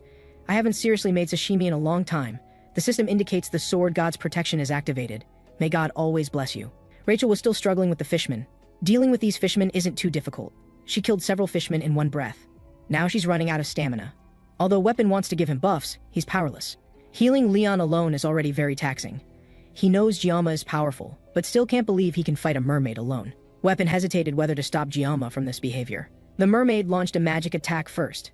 After dodging, I closed the distance toward it, although I don't know what magic it used. What's clear is that this monster is seafood made of fish and bones. As long as I get close, I can cut it. Unfortunately, I only hit an afterimage. Obviously, its target is the healer weapon. Just as weapon was about to be attacked, a sword energy slashed out, cutting off one of its fins. I couldn't deal much damage to it. I sent out 2 more sword energy, but it disappeared directly. The only shortcoming is I can't predict its next move. It keeps attacking the wounded, which troubles me. I had to tell Weapon to continue healing Leon, while I continued battling the mermaid. Weapon remembered the team meeting. He had said, heroes are those who sacrifice themselves to protect others and turn despair into hope. But after entering Jingua Academy, he couldn't see anyone qualified to become a hero. So he found Rachel, wanting to join this group. He wanted to see the shadow of a hero in Leon. At this moment, he witnessed another scene. Ryome was battling the mermaid. The mermaid kept launching magic attacks. Ryome dodged its attacks while also launching counterattacks. The mermaid is a demon with intelligence. It launched an attack toward the side, just as Weapon was about to be attacked again. Its initial target was Leon's side. I appeared again to intercept the mermaid and severed one of its hands. I cursed why every attack was just a little short. The mermaid with its severed arm let out a roar. Only hearing a thunderous sound, a magic beam shot out. Students taking the exam nearby also saw the scene. Obviously, something happened over there. At this time, it started raining heavily. This instructor told them what they saw might be lightning, immediately arranging for everyone to return to the academy. The cave where Ryome's team was located was collapsed by the mermaid's magic attack. The dark cave was also illuminated. Seeing the light, the fishermen fled in panic. Half the cave collapsed, turning into ruins. I spent 30 seconds and still couldn't seriously injure the mermaid. And it used magic to bury itself under the stones. With a thunderous sound, it flew out from the pile of stones. I took off my clothes, preparing to give it my all, and told Rachel and Weapon to protect Leon. Weapon knew this might be a moment to witness history. Only I knew my protection had 10 seconds left. I must finish it within 10 seconds. I activated the protection again. This time I must resolve it. As long as I swing my sword, I can cut it down. Khloe was speeding up to seek rescue. She would risk his life to save Ryome. In his eyes, Ryome is stronger than anyone, but he seems unwilling to fight, always avoiding combat when possible. Only drawing his sword when absolutely necessary. His arrangement was correct. They stayed behind to hold off the mermaid while he sought rescue. Khloe also heard the sound of the cave collapsing. She could only pray that Ryome was still alive. Khloe quickened her pace once again. In her panic, she kicked a tree root and was about to fall, but she barely managed to support himself with his willpower. In his urgency, Khloe shouted, "Is anyone there? Anyone at all?" At this moment, she noticed someone seemed to be nearby. That was the aura of a fishman. Khloe slashed with his sword, but it was blocked. The person who blocked his attack was Abel. Khloe also realized it was a person, not a fishman. Still in midair, Khloe quickly apologized. She also collapsed from exhaustion. The students thought this was an ambush. This crazy woman suddenly pounced over. Abel also recognized Khloe. About to lose consciousness, Khloe called for help from everyone. On the other side, Weapon watched the battle before him, not knowing if he'd ever see this kind of combat again in his lifetime. Ryome seemed to be handling a live fish on a cutting board. Facing such a powerful demon, he actually suppressed his opponent. Weapon would never forget this scene. This was completely different from subspace training. Ryome constantly changed techniques to dodge the opponent's attacks, getting close to the mermaid and then cutting its body. Both were shocked watching Ryome. Rachel, heir to the spear arts, had never seen this level of combat. At this rate, she might really be able to defeat the mermaid. Just as the two were getting distracted, Rachel called for Weapon to dodge quickly. In the emergency, Rachel had to tackle him down. A laser passed through where Weapon had been standing. Rachel cursed, "At a time like this, you're still spacing out. Do you want to die?" The ground where the laser had passed was left with a deep trench. This unrealistic scene left Weapon deeply immersed, even forgetting the opponent could use magic. Sashimi knives against magic aren't even in the same league. Even with the current advantage, if hit by unavoidable magic, it's over. At this moment, I don't even have time to think about these things. The mermaid charged up magic again and attacked me. Several magic-formed light beams shot out. I had to nimbly dodge these attacks. Unable to avoid them, I used the sashimi knife to deflect them. Even the sashimi knife couldn't withstand the magic attacks. I sent out another sword energy, cutting the mermaid in half, then leaped into the air to deliver the final blow. At this moment, the mermaid suddenly roared. I swung my sword with full force toward it. A mermaid blocked in front of the mermaid, taking this blow for it. The mermaid also charged up magic in its mouth. The distance was too close. I couldn't even react. Weapon was still shouting for me to dodge, but how could I avoid at this distance? Now I seem to be in a vast ocean. I don't know what's happening. The clear seawater reflected a line. This line caught my attention. I found this line becoming clearer and clearer. A voice spoke to me like this: "Swing your sword, and you can cut it down." This line was also getting closer to me. I rotated the sashimi knife in my hand, and gripped it once more. I cut toward this line. This strike cut through the magic. The mermaid was also defeated by this strike. After this, Principal Medea said she would personally commend me, defeating the legendary magical creature mermaid single-handedly. But it still had one last breath, twitching on the ground. I directly finished it off. Weapon and Rachel both watched this scene in amazement. First-year Jingua actually killed a mermaid alone. I also fell helplessly to my knees, a mouthful of red liquid churning out. Seeing this, Rachel quickly came forward. At this moment, Leon had also recovered his strength. A voice made Weapon's nerves tense again. He thought the fisherman had returned. It turned out to be Khloe bringing reinforcements back. They also saw the mermaid's corpse on the ground. Everyone was discussing how did it get cut up like this. Most importantly, Jingua was lying in Rachel's arms. Seeing this scene, Abel was very unhappy. She turned her gaze toward Leon, while his own teammate is hovering between life and death. Leon is still pretending to be well-mannered. Thinking about this made him feel disgusted. Abel told everyone, "I've already contacted the academy instructors, they'll arrive within an hour," and asked what happened here. Weapon cursed those damn instructors. Didn't they say they had checked the island? And there's still a mermaid. Abel asked Weapon to explain what happened. Weapon asked back if Abel was ordering him. Hearing Abel clarify this was a request, Weapon boasted that he was an expert at explanations. Then he explained the whole story to everyone. Abel also understood that Jingua alone had defeated the mermaid. Hearing this, she remembered the past. When she was young, her grandfather, the Sword Emperor, had said, "Reality is more authentic than legend." The facts were right before them, and they had no reason to lie. This is completely like a heroic story. Nibelung is the chief disciple of the 10 founding heroes Valor Vaken. Abel is a descendant of the Nibelung family. They are special from birth. This is so-called bloodline. Abel doesn't want outsiders to say she relies on his family, so she desperately works hard. She never thought the gap between herself and Jingua would be so large. Maybe she's just an ordinary person.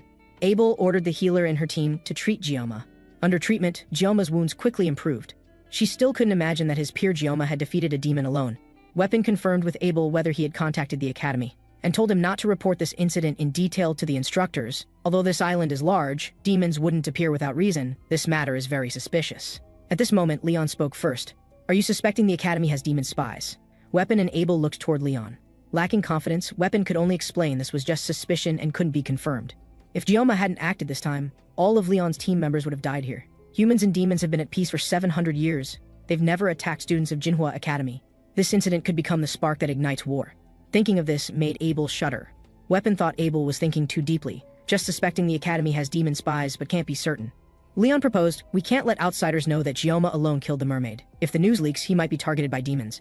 But he did all this and we can't pretend not to know. That would be unfair to him." Abel said, "I'll discuss this with my grandfather, the Sword Emperor." After this, in the academy hospital, I woke up from the hospital bed. I couldn't believe I was still alive. The mermaid launched a charged magic orb before dying. At the final moment when escape was impossible, I saw a line. After cutting that line, the charged magic orb was also destroyed. I'm certain about the magic orb is water. After awakening the sword god's protection, there's an indescribable feeling. After opening the system panel, I found the mental level had increased. The synchronization rate also reached 70%. At this moment, a figure appeared at the door. Principal Medea suddenly pounced over, still muttering, "I must blast those examination instructors away." I was hugged so tightly I couldn't breathe. She kept rummaging through her subspace bag, taking out the midterm exam reward Murasam. I finally obtained the midterm exam reward Murasam. Originally, this should have been formally announced and awarded to you, but the circumstances don't allow it. Medea discovered someone lurking outside, too timid to come in. She immediately ordered the old man to enter quickly. The visitor was Sword Emperor Zieg. Medea even complained that this 70-year-old man was still as shy as a young girl. I also asked what brought the Sword Emperor here. Principal Medea explained the whole situation. They already knew about it. She formally apologized on behalf of Jingua Academy, as the academy's negligence nearly cost the students their lives. She swore in his capacity as principal that she would find the cause of the demon's appearance. Sword Emperor Zeg also believed that I had saved the students. I said I only did what I could. Medea told me this matter must remain confidential until the truth is found. This incident was indeed caused by internal problems within the academy. Of course, I understood their approach. On the way out of the hospital, Principal and Medea asked Zig if he remembered when they first came to this academy. Unfortunately, Zig no longer remembered. He sighed that 60 years had passed here in the blink of an eye. But this academy has a 700-year history. We only occupied 1/10 of this academy's time. Many events have occurred over these 700 years. But this time, it seems, a powerful force shattered the glass nearby. A layer of energy protected the two of them. This was the furious Medea activating her ability. Before the midterm exams, the instructors submitted reports. There was a possibility of mermaids appearing on the exam island. Therefore, she treated this exam with extreme caution. Sword Emperor Zieg could see that Medea was angry. Medea appeared calm on the surface now. Sword Emperor Zieg knew she was truly angry. Medea suddenly changed the subject, asking if Jingua was very capable, defeating the mermaid single-handedly. She also asked if Jingua was a genius. Sword Emperor Zieg had seen countless geniuses in his lifetime, but they were like meteors that flashed and disappeared. Even his own granddaughter Abel was forbidden from using the title of genius. If there exists a genius in this world, it must be him alone. Perhaps he could really step into a realm that even he had never entered. Thinking of this, Zieg unconsciously quickened his pace. He decided to stay at Jingua Academy for now. Medea knew that the Sword Emperor had acknowledged Ryome. After this, in Wolf class. The classroom was as peaceful as before. It seems the matter of killing the mermaid hadn't been exposed yet. The first thing I did after leaving the hospital was to find the academy's blacksmith. I had Morasame reinforced again. The blacksmith told me to come back for the sword in a week. At this moment, a voice called out to me. This person was the Yandere Khloe. Her leg was injured in the previous incident. Thanks to weapons treatment, her leg would heal in a week. It was wonderful to see her so happy. She told me about the dispute between Principal Medea and the academy's elders. Thanks to Khloe going out for help, Rachel dealt with many fools, as well as weapons treatment. But what did Captain Leon actually do? I couldn't help but doubt if he could really defeat the Demon King. At this moment, the bald instructor roared for everyone to be quiet. There was an important announcement before class. They needed to introduce a new instructor to everyone. The students thought this wasn't a big deal. The next second, their mouths dropped open. Because the visitor was Sword Emperor Zieg. He would also serve as a new instructor to teach everyone. The bald instructor could only tremble on the side. I really couldn't understand what was wrong with this old man. Meanwhile, on the other side, an old man was getting beaten here. He kept apologizing. The woman ignored his apologies and sent him flying again. The one being beaten was an elder of Jingua Academy, who revealed that the student who stopped the plan was Ryome. The woman warned him that the 5th Legion commander was furious. Just a while ago, this female demon was still interrogating the elder of Jingua Academy. She berated him for failing to even capture the hero candidate Leon, and losing a mermaid in the process, plus keeping that old fool Sword Emperor at Jingua Academy. The elder could only keep apologizing. The female demon still kicked him. The elder was also angry that a mere instructor dared to attack him. At this point, the female demon mentioned that a first-year student had actually defeated the mermaid. This year's students were indeed strong. The elder explained that the mermaid was defeated by one student. The female demon initially thought that person was Leon. The elder then told her that the one who defeated the mermaid was this year's top student, Ryome. This female demon also recalled who he was. Meanwhile, at the training ground, the instructor was training students. Yandere Khloe was resting on the side due to her leg injury from the previous mermaid incident. I envied her for being injured. At this moment, a voice urged me to run faster. This person was Sword Emperor Zieg. I really couldn't figure out what was wrong with this old man. Why was he running beside me? The first Sword Saint was Valor Vacan's capable assistant, and the Nepron family inherited the title of Sword Emperor. So the current Sword Emperor Zieg was the strongest human, and during the second Human to Demon War, he became Leon's master. But why was this old man beside me? He should be going to Leon's side instead. However, in the original game, Leon never obtained the title of Sword Saint either. Having the Sword Emperor beside me made me really uncomfortable. It felt like having a poster stuck to my body. The Sword Emperor also reminded me to keep up with him. I felt this old man was getting younger as he aged. Later came practical combat training. The Sword Emperor dumped a pile of weapons on the ground and told the students to use these weapons. One student suggested using their ancestral weapon for practice would be better. The Sword Emperor rejected this idea. The more one relies on weapons, the more one neglects training. They might even mistake the weapon's power for their own strength, so masters don't pick weapons. I agreed with this. The Sword Emperor also told everyone that mastering ordinary weapons greatly increased the chances of advancing at year-end. The students were all excited hearing this. Only I knew everyone was being deceived by him. I also casually picked up a sashimi knife. I felt this old man was constantly watching me. Students began one-on-one sparring, but everyone worried about getting injured outside the subspace. The Sword Emperor told everyone they came here to inherit the ancestor hero's legacy. Only through dangerous training could one grow faster.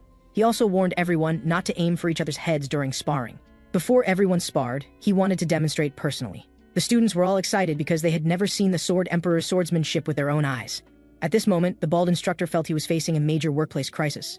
Although he was a top educator at Jingua Academy, sparring with the strongest human, the Sword Emperor, was still thinking of this. He could only bid farewell to his mother in advance.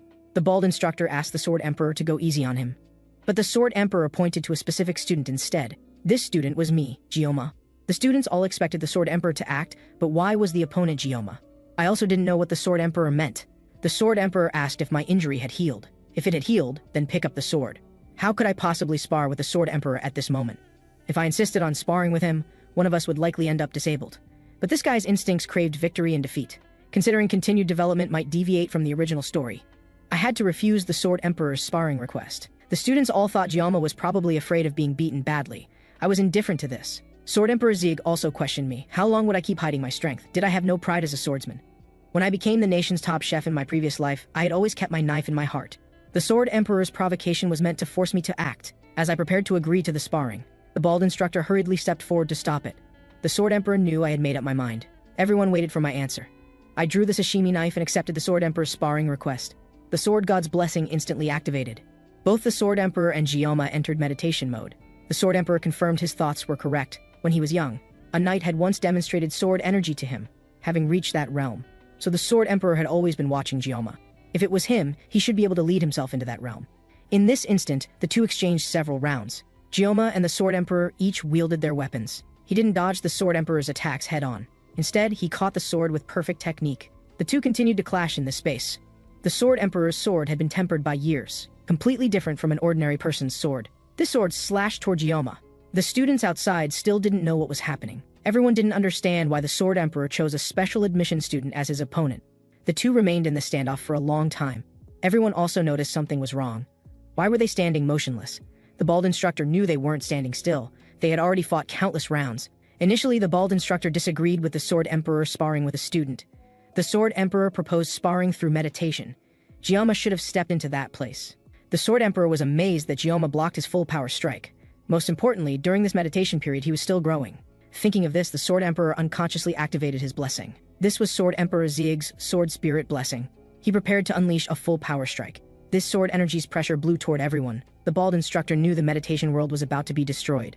Just as the two's duel was about to reach its conclusion, the bald instructor was still thinking this wasn't what the Sword Emperor had promised. This sparring session would definitely draw blood if it couldn't stop now. As the bald instructor shouted loudly, Medea descended from the sky, scolding the Sword Emperor for being a madman. Is it Alzheimer's? After the duel between Ryome and Sword Emperor, the Sword Emperor kept apologizing to Medea. But Medea was still very angry. She berated the Sword Emperor for having dementia. How could he activate his blessing against a student? Sword Emperor Zieg explained he had no such intention. Actually, he had already lost his rationality and used his full strength. Sword Emperor Zieg apologized to Medea again. Medea knew that Sword Emperor Zieg had never apologized to her in 50 years. But today he had apologized to him twice in one day. The calmed Medea asked the Sword Emperor what was going on. How could he suddenly activate his Sword Spirit's blessing? If she hadn't stopped him, disaster would have struck. The Sword Emperor stated he couldn't gain an advantage without using his blessing. Medea couldn't believe the Sword Emperor Zieg could say such words. She couldn't imagine how talented Ryome really was. Moreover, Ryome had already reached the meditation realm. Medea was shocked that the Sword Emperor only reached this realm at 30, while Ryome reached it at 17. Was this reasonable? Sword Emperor Zieg didn't know how to explain this phenomenon either. Medea also recalled that when she called out to Ryome earlier, that pressure made even her dignity as a 7-star hero disappear. She felt fear from Ryome. The last time she had this feeling was when facing the Demon Race's 6th Legion commander. Why could she feel this fear from Ryome? Was it because his name contained the word demon, and the Sword Emperor didn't seem to be lying either? Medea asked if the Sword Emperor had lost. The Sword Emperor obviously got flustered and immediately said how could that be possible? Although Ryome was impressive, he was still lacking. Moreover, he wasn't carrying his full equipment at the time. Medea directly mocked. Wasn't it a certain someone who said masters don't blame their equipment, yet you're making excuses about not having your equipment? You look really pathetic right now. This infuriated Sword Emperor Zieg. Meanwhile, on the other side, the previous battle with the Sword Emperor was too intense. I also woke up from my sleep. That old man was too thirsty for battles. If Medea hadn't intervened, something serious might have happened. After experiencing meditation once, I felt it was very subtle. Meditation mode required high skill and proficiency with weapons. It was said that only masters who had trained with a specific weapon their entire lives could enter meditation mode. In the game Miracle's Blessing M, fewer than 10 people could enter meditation at will. Even the protagonist Leon needed 3 years of training to enter meditation. But why could I enter immediately when even the protagonist needed 3 years? I recalled my 20 years of sword experience from my previous life, plus the situations when I activated the Sword God's blessing each time. I had also gotten used to life here. From previous experience, avoiding trouble only made things more troublesome. Rather than being passively involved in trouble, it was better to take initiative. I decided to try entering meditation again. If I could successfully enter meditation, I wouldn't need to activate the Sword God's blessing for future training. So I began meditating, after trying several times repeatedly. As expected, I entered meditation. However, cracks appeared in the meditation space. A large hand tore through the meditation space. It struck toward me. It tapped on my shoulder. The Sword God's blessing still activated. I still didn't know what was happening. But the sashimi knife in my hand had already turned to ash. I was also pulled back to reality. Meanwhile, on the other side, the elders of the Elder Council were still arguing loudly. Some radical elders had actually cooperated with the demons. Someone proposed investigating the top special admission student Ryome again, because they suspected he was a hero candidate, but the hero candidate should be Leon. Others pointed out that Ryome hadn't even awakened his blessing, yet he defeated the twins. Moreover, Medea had hidden her information. Anyway, the hero must be dealt with.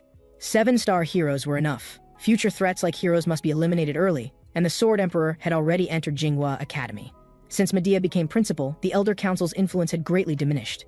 This world only respected 7-star heroes. No one feared the Elder Council that maintained balance. The appearance of a hero would shake the Elder Council's foundation. To protect their power, they needed to establish an enemy. They must find the hero who threatened the Demon King. The Elder who released the mermaid last time feared that Demon Woman and was trying hard to persuade the Elder group. Because that Demon Woman was the Demon race's 5th Legion commander. The other Elders were successfully swayed by him. They prepared to give the Adido family orders to handle this matter. At this moment, at the blacksmith shop, I just came here to pick up my sword. But the blacksmith was terrified. This was my new weapon, Murasame. The blacksmith looked very frightened. My Murasame had actually been crafted from B rank down to E rank. The blacksmith said this was his first time encountering such a situation. He believed this sword seemed unwilling to be reforged. The process of reforging this sword was extremely difficult. If it were an ordinary blacksmith, it would likely be forged into scrap metal. Overall, the size was still suitable, but the hardness was only E rank.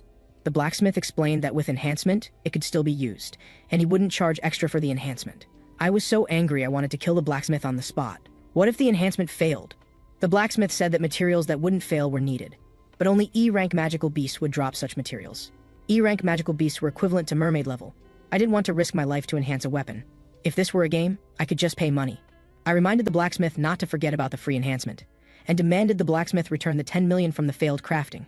The blacksmith naturally refused to acknowledge this. The enhancement was already free, yet I still wanted 10 million compensation. Seeing the blacksmith's refusal to admit fault, I directly took out the newly crafted sashimi knife to test its performance. The blacksmith actually tried to haggle with me. I didn't want to waste words with him and resorted to physical intimidation. The blacksmith had no choice but to accept defeat. After obtaining the new weapon Murasame, my armament level increased by 2.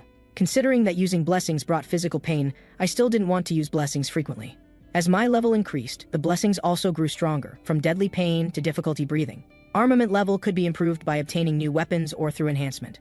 With gradual growth, the possibilities were high. I might even discover the truth of this world. At this moment, Yandere Khloe came looking for me. She had already removed her cast and could walk on one leg without falling. But the bone fractures still couldn't handle vigorous movement in the short term. At this moment, I noticed something stuck to the corner of Khloe's mouth, so I reached out to help remove it. Only after removing it did I realize it was a grain of rice. Khloe seemed to have lost her soul. She collapsed on the spot. I hurriedly helped her up. She also noticed my new weapon Murasame. She couldn't tell this was first grade at all. This made me feel depressed, and Khloe quickly explained she didn't mean it that way. I could only console myself that at least the blacksmith refunded the money and promised free enhancement. Khloe believed Ryome would be strong even with a kitchen knife. I originally had no reason to become stronger, ever since killing the mermaid. I was certain I could kill the ultimate magical beast. The purpose of enhancing weapons was only to improve armament level and reduce pain.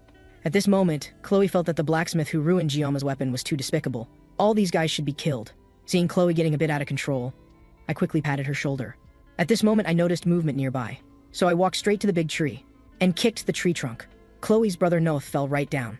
I felt these siblings were cut from the same cloth. Noth hadn't expected to be discovered by me. Khloe quickly hid behind me. I didn't hear the sound of metal when he fell earlier. I judged that Noth hadn't brought weapons. I directly asked him what he was doing here. I should have made things clear with you before. Noth said it wasn't about the previous matter. There was something very important. That was, the Academy's Elder Council had commissioned the Adido family to kill you. I was surprised that the Academy's Elder Council had actually appeared. Khloe was also angry that her brother would approach Ryome over such a matter. She quickly told me to hide behind her, but she had already hidden far away. This feeling was a bit subtle. Noth revealed that the Elder Council was currently very persistent about killing you. You must have done something before. The Adido family had temporarily suppressed this matter. They had acted against a student without the principal's permission. But the Adido family couldn't ignore the Elder Council's demands either. If they continued to pressure, they would have to act. Khloe, as a member of the Adido family, also needed to know about this matter. I clearly understood that Noth was still very worried about his sister Khloe. Noth knew that Khloe was happy around Ryome, so please don't let her get hurt. I didn't know what he was talking about. I felt Khloe's leg injury wasn't my fault either. I could only casually agree to his request. Noth also asked how I'd become so strong. I didn't understand what he meant by strong either. Being able to confront danger at any time is what makes one strong. I could only maintain my strength for 1/10 of a day. Strength with weaknesses couldn't really be called strength. Since Noth had revealed his family secrets, I couldn't show nothing in return. I told Noth that your urgency for strength wasn't enough. Although you gained considerable experience in the Adido family, you still lacked real social experience. I didn't even know what I was talking about, but there was no problem. The best strategy was to leave early. After this, in the academy classroom. Now the Elder Council was targeting me. The Elder Council consisted of 7 people. 5 of them were descendants of the disciples of the ancestor hero Valor Vakin. They had great influence not only in Jingua Academy, but also in this world. They continuously influenced the protagonist for their own power and safety. I really couldn't understand why they were targeting me. Since entering with top grades, I had done too many conspicuous things in the subspace, sparring by defeating Noth and replacing Leon to defeat the mermaid in the midterm exam. Being noticed by the Elder Council was understandable. I also recalled that during the last mermaid incident, the person they targeted was Leon, not me. I just happened to interfere with them there. Medea said she had hidden this matter, but it was natural for the elders to know about it. Someone in the Elder Council had targeted the hero, Leon. This could be understood as the Elder Council colluding with the demons. They didn't just want to hinder Leon, but to kill him. They cared more about their own power than humanity's rise and fall. Having rotted to this extent, I could eliminate the Elder Council now. But the timing wasn't right yet. When the time came, I would eliminate them all. Thinking about these matters made it impossible for me to concentrate on class. Now I needed to enhance my weapon, and enhancing weapons required materials, but I couldn't enter dungeons alone. First, I needed to form a team. If I asked Khloe, she would definitely agree. I preferred not to have muscle-type members like Rachel. I thought of the healer weapon from last time, so I went to Dragon class where weapon was. A burly man nearby was preparing to attack me. I didn't even bother with such a little thug. I warned him to get lost or I'd beat him to death. The burly man raised his fist and struck at me. His movement seemed very slow to me. Weapon appeared and knocked him down with one punch. The students were amazed by the fighting. This burly man immediately lost consciousness. I hadn't expected the healer to be so strong. Weapon knew I was looking for him and suggested we go outside to talk privately. Weapon understood that I wanted to form a team independently and asked him to help recruit members. I would give the rewards to others and only wanted magical beast materials because I couldn't find anyone else besides Khloe. Weapon felt that if not for the Academy's rule requiring 4-person teams for dungeons, you could just solo dungeon. I had to tell him it was a bit difficult. Weapon felt that after killing the mermaid, saying such things was just being modest. Weapon said there was no reason to refuse, he could also accumulate experience. I told him this dungeon was the C-rank Iron Bull dungeon. That dungeon was an ancient one. Currently there were Ryome, Khloe, and Weapon. The last member just couldn't be Rachel or Leon. Weapon mentioned that Rachel had been in seclusion training since her last discharge. Leon was preparing to tackle high-level dungeons with upperclassmen. At this point, Weapon thought of a suitable candidate. This person should still be sleeping right now. Before finding her, we needed to buy something at the convenience store first. Weapon brought me to a certain place. I had never seen such a place in my previous life playing the game. It had a somewhat Japanese-style decoration. There were archery targets filled with arrows nearby. A figure was lying on the ground. Weapon told them to get up quickly. The other person still looked unwilling to move. Weapon whispered something in their ear. The girl immediately woke up. Weapon pointed, "It's on Ryome." The girl rushed directly toward me. She was obviously targeting the bag in my hand. Her movements were agile and she snatched the bag in one go. After that, she lay on me and started eating voraciously. I still didn't know what was happening. She asked if I had more food. In my previous life, when I was drawing cards in the game, a golden light flashed. The only reason I persisted in playing the game was one. That was the blue-haired goddess Abel I had always dreamed of. After spending money, the blue-haired character indeed came. Although she was also blue-haired, something seemed strange. I hadn't expected it to be her. In Miracle's Blessing M, there were many goddesses around the protagonist Leon. Among them, my favorite was Abel, the official designated female lead. Although other female leads also had great charm. In the end, it was still the story of Leon and Abel growing and fighting together. I was so infatuated with Abel that I spent money like crazy. I basically ignored other female characters. In the game, they were also losers. She was the character I forgot first and also my first 5-star character. The invincible archer, Ryome Zoki. Seeing I had no sweet bean jelly in my hands, she turned and walked away. I knew Ryome was a strategic character, but she was different from Rachel. Most importantly, she didn't have much story involvement and wouldn't affect the main plot development. At this moment, Ryome asked Weapon what he wanted with her, and casually snatched the sweet bean jelly from his hand. Weapon asked if Ryome knew about Jingua, the one who sparred with the Adido family in the subspace last time. He wanted to form a team to enter the Water Buffalo dungeon. I was powerless to complain about Weapon's way of speaking. Rewards other than water buffalo horns would be split among the remaining people. Ryome walked straight toward me. She also recognized me as the person from the subspace sparring last time, after Ryome's examination.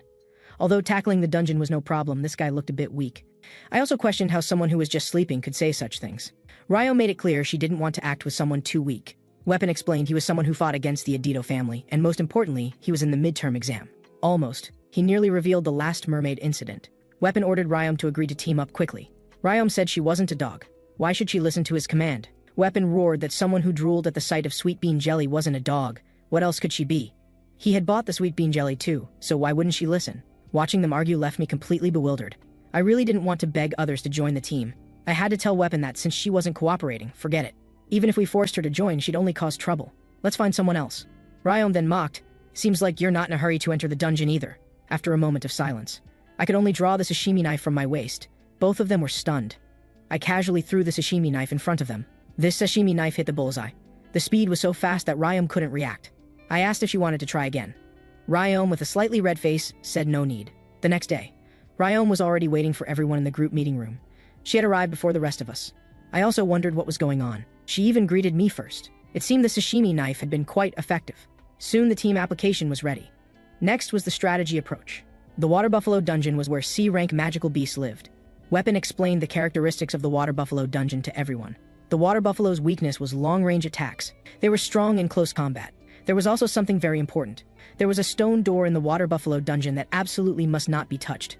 Khloe wondered what was inside. Weapon explained that something might be sealed inside.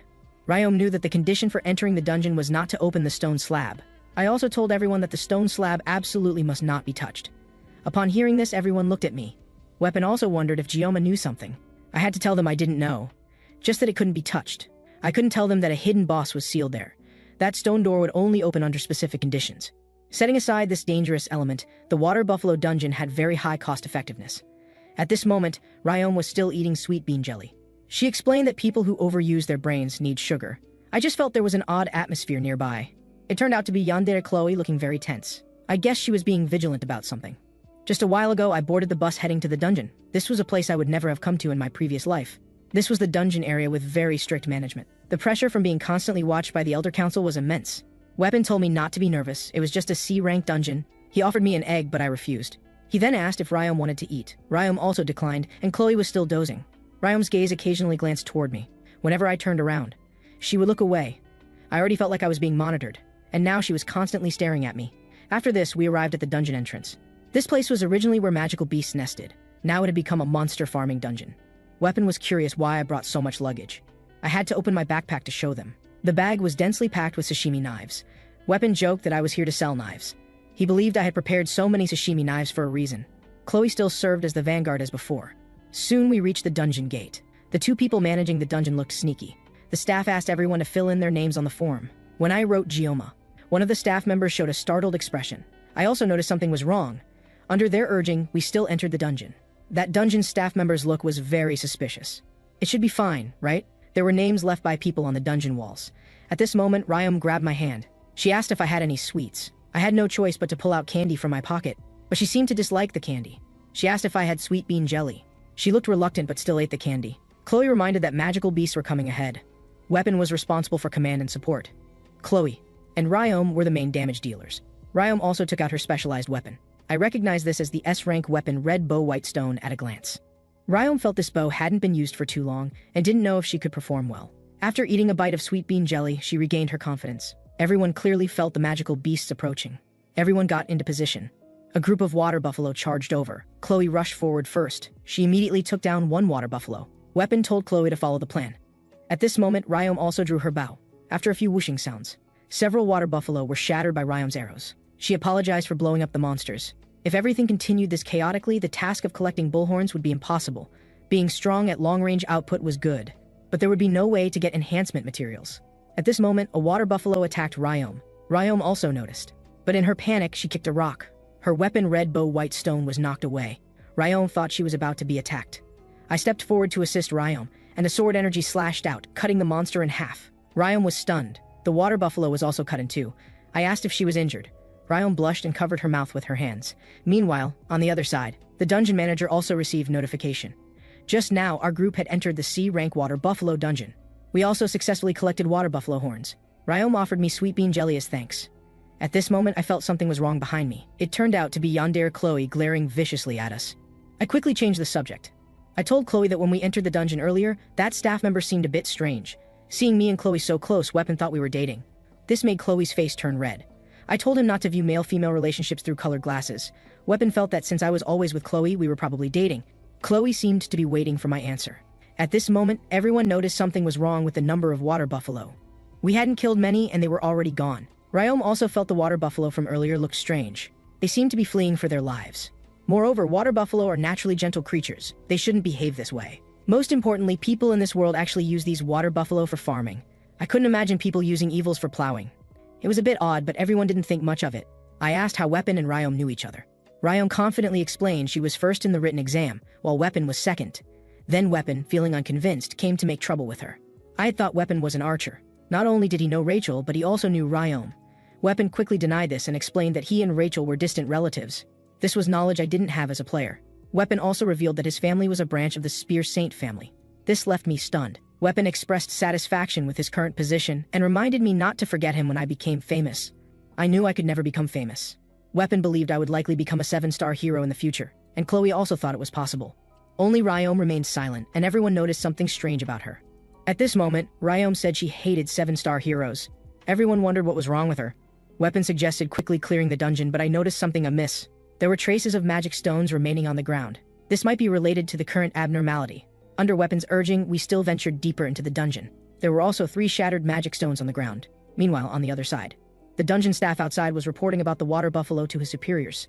Because all the magic stones had gone berserk, the frenzied water buffalo were enough to kill those students. The demon woman on the other end of the phone reminded him not to forget the consequences of failure. The dungeon staff had no choice. Since he was dead either way, he might as well open the dungeon door, because the survival rate for students entering the dungeon was 0. He also remembered that student's gaze, as if seeing through everything. He prepared to enter the dungeon to confirm.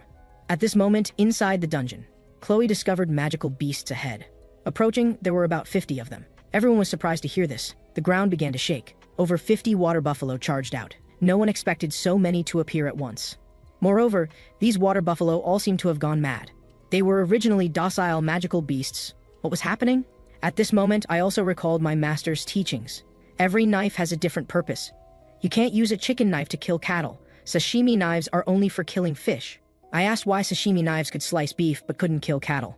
Hearing this, my master clearly showed emotional fluctuation. He used the sashimi knife to cut the fish in half. After this, my master also thought killing cattle wasn't impossible. Now I was going to use a sashimi knife to kill buffalo. I told Khloe to attract the water buffalo's attention and not engage them head-on. I also asked if Weapon understood. Weapon indicated he did. Ryome also wondered why everyone was so calm facing 50 water buffalo. I told Ryome to kill any water buffalo that got close. Ryome asked Weapon what was going on. Why was Jingua so calm? Weapon told Ryome not to be frightened no matter what she saw. The reason I prepared so many sashimi knives was as a precaution. No matter how many water buffalo there were, I would cut them all down. The sword god's blessing activated. A group of water buffalo charged at me. I threw all the sashimi knives in my hands. This left Ryome stunned. She had never seen anyone like this before. The sword god's blessing activated. In an instant, I killed dozens of water buffalo. Ryome exclaimed in disbelief. Yandere Khloe also activated her blessing and pounced forward. She killed 2 water buffalo with 1 strike. I continued weaving through the buffalo herd, quickly eliminating these water buffalo. Ryome watched this scene in shock. A dozen water buffalo surrounded me. Ryome was about to knock an arrow to provide support.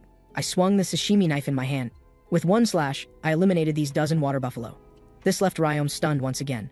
Seeing the scene, she was speechless. I calmly continued collecting water buffalo horns.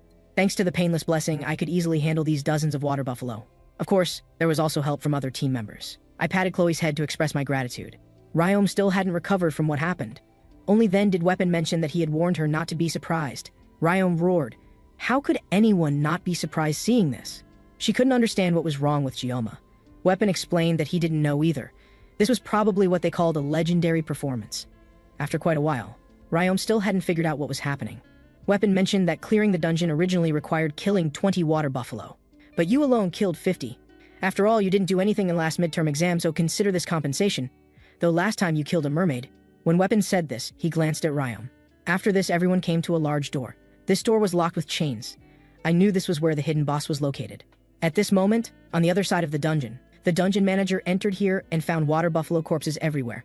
He already knew something terrible had happened. This dungeon manager had once owed 2 billion in debt. But someone claiming to be an instructor from Jingua Academy helped him pay off the 2 billion debt. The condition was to raise water buffalo, then use magic stones to make them go berserk, and when a student named Ryome came, then open the innermost sealed stone door. Faced with such tempting benefits, the dungeon manager easily agreed, so he opened the stone door. I felt this place was too strange. Without realizing it, we had walked deep into the dungeon. The manager's suspicious look from earlier was wrong, plus the magic stone fragments on the ground. This was a hidden boss from the mid-game that should only be available later, but defeating this boss would indeed yield rewards. I saw a red line on the stone door. I could still get out by cutting the seal with Murasam now, but just as I was about to act, a voice reached everyone's ears. A giant axe appeared before everyone. Everyone saw this scene. The hidden boss had awakened after all. The reward for killing him was the blessing of transference. He was the aggregate magical beast minotaur, nicknamed King Bull. Just now, I, Khloe, Ryome, and Weapon accidentally entered the boss room. 3 minotaurs appeared before us. I hadn't expected to encounter the Water Buffalo Dungeon's hidden boss. It was too late to retreat now. Forcing a withdrawal would only injure team members. This time was different from the midterm exam. In my previous life, I had no information about mermaids, but I had experience killing minotaurs. If the painless blessing hadn't run out, these 3 minotaurs could be easily killed. But now I had to find other opportunities. I took out my secret weapon, Murasame. I asked Weapon how long he could maintain the painless blessing. Weapon explained at most 2 minutes. I told Ryome and Khloe to handle the smaller minotaurs. Don't touch the boss in the middle. Leave it to me. Ryome looked at me with a confused expression. I told them to follow the plan. I activated the Sword God's blessing without hesitation. A wave of pain spread throughout my body. The intense pain made me spit out blood, thanks to Weapon's blessing. It reduced some of the pain, allowing me to barely move. The Minotaur boss charged at me. The system prompted that the vengeful God's blessing accompanies you. I officially engaged the Minotaur boss. The moment we clashed, the pain made me vomit blood. This was a sensation I couldn't experience when using the painless blessing. Instead, my body felt more agile and free than before. I could easily dodge all of the Minotaur's attacks. Even his full power strikes couldn't hit me. Ryome couldn't believe those were human movements. Originally, I used muscles and footwork to avoid attacks, while using minimal movements to defeat enemies. But actually executing this in practice was worlds apart. When life was threatened, doubts would arise. Ryome, who had prepared herself, drew her bow. She eliminated a smaller minotaur with 1 arrow. Ryome had also heard that the Sword Emperor had previously used his blessing on a student. That student was obviously Ryome. Just as the Minotaur boss's fist was about to hit, I instantly rose and slashed with my sword. The Minotaur boss's arm immediately fell off. It roared loudly in pain. At this moment, on the other side, Khloe was still battling the smaller Minotaur. Weapon was barely maintaining his support blessing. Khloe had finished her battle. After killing 1 magical beast, she was exhausted. She understood she lacked experience fighting magical beasts. The more humanoid magical beasts were, the stronger and more dangerous they became. Khloe also noticed Ryome nearby still battling the Minotaur boss. Although it had lost 1 arm, the Minotaur boss was still very strong, clearly entering its second phase. It raised its axe, preparing to cast magic. No one could believe this magical beast could use magic. His entire arm bulged with veins. Ryome could tell this was life-sacrificing magic. The Berserk Minotaur boss was surrounded by magical wind that prevented anyone from approaching. Even so, Weapon still believed in Ryome. The Minotaur boss's giant axe also came down. The pain from the Sword God's blessing made me vomit blood again. I took out my sashimi knife to block his axe, but I couldn't break through the Minotaur boss's defense at all. If I retreated now, my companions behind me would be in danger. The Minotaur boss sent me flying with 1 axe blow. Ryome took the opportunity to shoot an arrow, hitting its eye. She shouted for me to finish it off quickly. I also took the chance to create distance. After calming down, I remembered that I could cut through anything with a swing. Countless lines appeared before my eyes. The blade was also covered in blue light. This slash cut through the Minotaur boss. The giant bones were severed in 1 stroke, cutting it in half. He was split in 2. Ryome and Khloe also saw the Minotaur boss being killed. After killing the Minotaur boss, I collapsed from exhaustion. Ryome looked over with a complicated expression. Weapon, whose support blessing had ended, also collapsed. He marveled that Ryome could always break common sense. He had also seen the blue light on the sword blade earlier, thinking that Ryome could use sword energy at such a young age.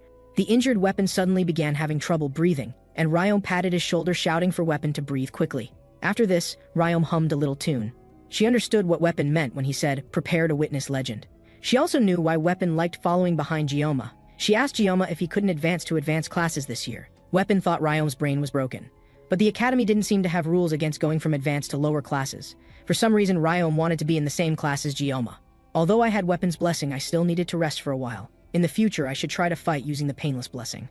At this moment, Khloe suddenly rushed over. Her whole body pressed against me, making me very uncomfortable. At my reminder, she also realized this. The system prompted that I had obtained a new blessing. This plot and reward were originally Leon's. The blessing of transference could blessing of transferences to objects or living beings. At this moment, at the boss room door, there was a sneaky figure. I told Khloe that the matter I asked you to handle earlier has arrived. The dungeon manager came here. Khloe stabbed her sword into the dungeon manager's thigh, pinning him to the ground like this. She also reminded him to behave himself. Ryome and Weapon also noticed the situation here. The dungeon manager immediately shouted, asking what this was about.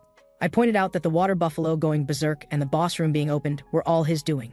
Ryome also felt this matter was indeed suspicious. Plus, there was no surveillance inside the dungeon. Weapon couldn't understand why this man would do such a thing. Ryome suggested just torturing him to find out. If he wouldn't talk, they'd open a few more holes in his body. Only then did the dungeon manager reveal that a Jingua Academy instructor had helped pay off his gambling debts, with the condition being to do this. Weapon couldn't understand betraying students for a little money. The dungeon manager argued it wasn't a small amount. Ryome asked what that instructor looked like. The dungeon manager said it was an instructor with purple hair and eyes. Ryome, who had a photographic memory, recalled this was their assistant instructor. Weapon believed she was also behind the midterm exam incident, because they encountered a mermaid during that midterm exam. Ryome was shocked. Could it be that Leon's hospitalization was from fighting demons? Weapon explained that Ryome alone had dealt with a mermaid. We had gotten the answers we wanted. The dungeon manager's words had already been recorded, and it was time to clean up. Ryome and Weapon watched this scene in shock. Khloe pulled the sword from the dungeon manager's thigh. Since the hidden dungeon had been opened, it was convenient to make him disappear forever. I left this matter for Khloe to handle. Khloe placed the sword at the dungeon manager's neck. Ignoring his pleas, she killed him. I also knew that the Academy's elder council and instructors had targeted me. When they came, I would cut them all down. Just now, I came to the blacksmith shop with the horn of the hidden dungeon boss Minotaur. When enhancing equipment a rank and below, there's a 100% success rate. Quickly use it to enhance my Murasame. Seeing this, the blacksmith was too shocked to speak, never expecting someone to actually bring this. Because a rank magical beast materials were extremely difficult for Jingua Academy students to obtain. The blacksmith even guessed that this A-rank material was obtained by Ryome alone, but I had to tell him it was with team members. Anyway, you need to enhance it, and please repair this too. The blacksmith roared about what I had done to make the weapon like this. I told him to watch his words. The blacksmith immediately changed his expression, explaining he was just worried about me. Before leaving, I reminded him to remember the enhancement and repair. The blacksmith, who dared to be angry but not speak, muttered about making this guy's weapon shorter. The blacksmith thought his inner thoughts had been seen through. I told the blacksmith he could take the remaining materials to buy some drinks. It was class time again, and I came to the classroom. The physical pain hadn't completely disappeared yet. I decided to find weapon for treatment later. The sword god's blessing level had increased again, with the red cloth rate rising to 12.7%. If I tackled more dungeons, it might increase further. Physical characteristics. Only the first time did white hair appear. There were no obvious changes elsewhere, but the white hair was still increasing. I even worried about becoming a powerful bald man like my master. Since the Elder Council was preparing to act against me, I needed to prepare in advance. I needed to study this newly obtained blessing of transference. Though I was sorry to the game's protagonist Leon, there was no choice. First, I needed to recover my body. I also found a piece of sweet bean jelly on the desk, and I was prepared for assassination attempts. Fortunately, there were two people who could be called friends. Weapon and Khloe had little impact on the main story, so I should be able to be friends with them. After coming out of the dungeon, Khloe felt unwell and was hospitalized. I should visit her when I had time. At this moment, the bald instructor and the spy walked in. I really couldn't understand how long the spy planned to stay at the academy. At this moment, my phone rang. Someone sent a message asking what I was doing. I wondered if it was sent by mistake. The person texting told me to look ahead. I glanced up and spotted the person with the rabbit avatar. It was Ryome Zoki.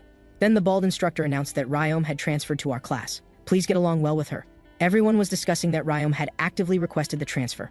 Ryome walked through the classroom with students enthusiastically greeting her. I was thinking she probably wouldn't come over here. This year's students were called the Miracle Generation's top 4. First place Ryome, second place Abel, third place Rachel, fourth place Ryome Zoki. Among them, one of the 7 heroes, Kojima Zoki's daughter, was Ryome Zoki. Her father was also the prime minister of Sakura Country, making her equivalent to Sakura Country's princess. I was still thinking, please don't come over. Coming over would definitely mean trouble. Unexpectedly, she hummed a little tune as she got closer. I kept praying for her not to come over. She still made a flying leap right in front of me. She asked if she could sit next to me and told me to save her phone number immediately. For some reason, sad premonitions never miss their mark. At this moment, on the other side at the Water Buffalo dungeon, police were investigating the specific situation. Dungeon accidents were normally routine, but this time was different. That scene was truly unforgettable. It was full of water buffalo corpses inside. They heard it was a dungeon cleared by Jingua Academy students. It didn't seem like something ordinary students could do. One employee was worried about their investigation. The employee who entered the dungeon didn't even find a body, as if it had never existed. One policeman suggested it was impossible in the stone room, but another policeman denied this, saying the probability of the sealed stone door being opened was very low. They couldn't interrogate Jingua Academy students either. They were from noble families, and superiors would never issue search warrants. One policeman was preparing to use the bathroom when he was knocked unconscious and fell. The remaining policemen recognized it as magic. Aguel, who appeared here, greeted him. The policeman also noticed it was a human. The next second, his head was taken by Aguel. Humans who signed contracts with demons were commonly called half-human, half-demon. Working hard was good. But being too serious wasn't good. Just a while ago, Ryome was happily eating sweet bean jelly next to me. I really didn't know what to say to her. Ryome also asked why I wasn't eating the sweet bean jelly she shared. Wasn't I giving her face? I told her that was where Khloe used to sit. Ryome said, wherever you are, I'll sit. Whoever sits first gets the spot. At this moment, I was even more confused and asked Ryome why she came to wolf class. At this moment, the instructor called everyone out for training, and Ryome looked ready to sleep. From her appearance, she didn't look like she was going to participate in training. Everyone went out. She directly put on an eye mask and started sleeping. Finally, she reminded me to call her Ryome, not Zoki. Because in her country, people close to each other call each other by their first names. I asked if Weapon also called you Zoki. Ryome explained that was different.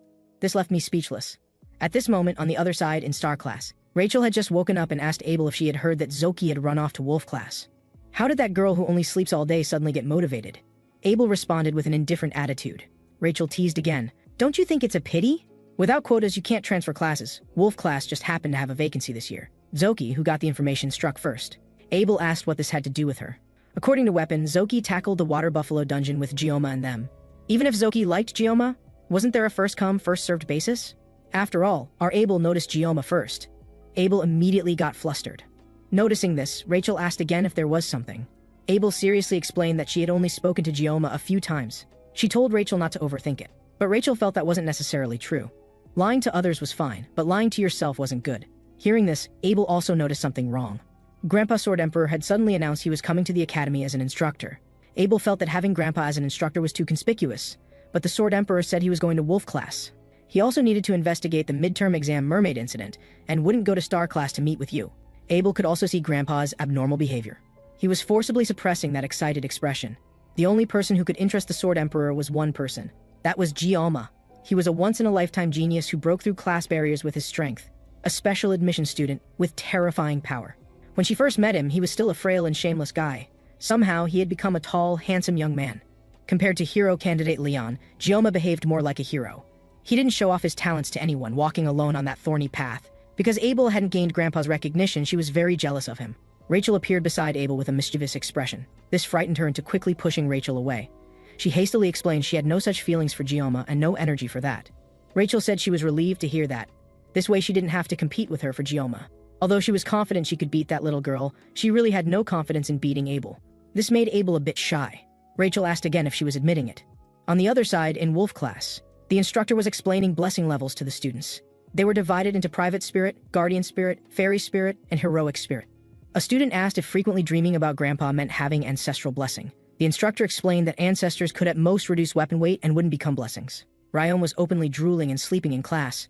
Even the instructor didn't dare say anything to her. It had been 2 days since the transfer, and Ryome hadn't explained her reason for transferring. She was always sleeping, and there was no time to ask. Sleeping was fine, but why did she have to sleep next to me? Fortunately, Khloe was hospitalized. But thanks to Ryome's cleanup, the dungeon incident had no impact. Most students in the class had private spirit level blessings. Skillfully using private spirit could achieve guardian spirit effects. Because there were very few people with fairy spirit level in this world. The blessing of transference I obtained a few days ago was fairy spirit level. A student asked what heroic spirit level blessing was. Heroic spirit level blessing was also called hero level blessing. It was like a legendary existence. Since humans awakened blessings, it had only appeared once.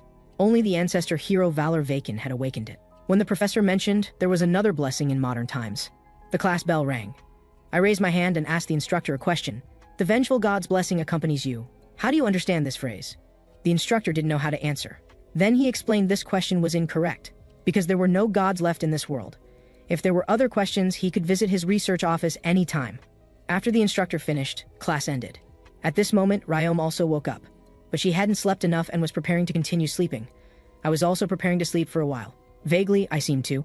Here's someone talking to me. GM wants to chat with you. After opening my eyes, I came to a mysterious space. GM wants to dialogue with you.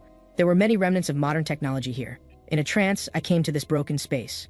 Are you willing to accept? You accepted GM's dialogue. GM interferes with this world.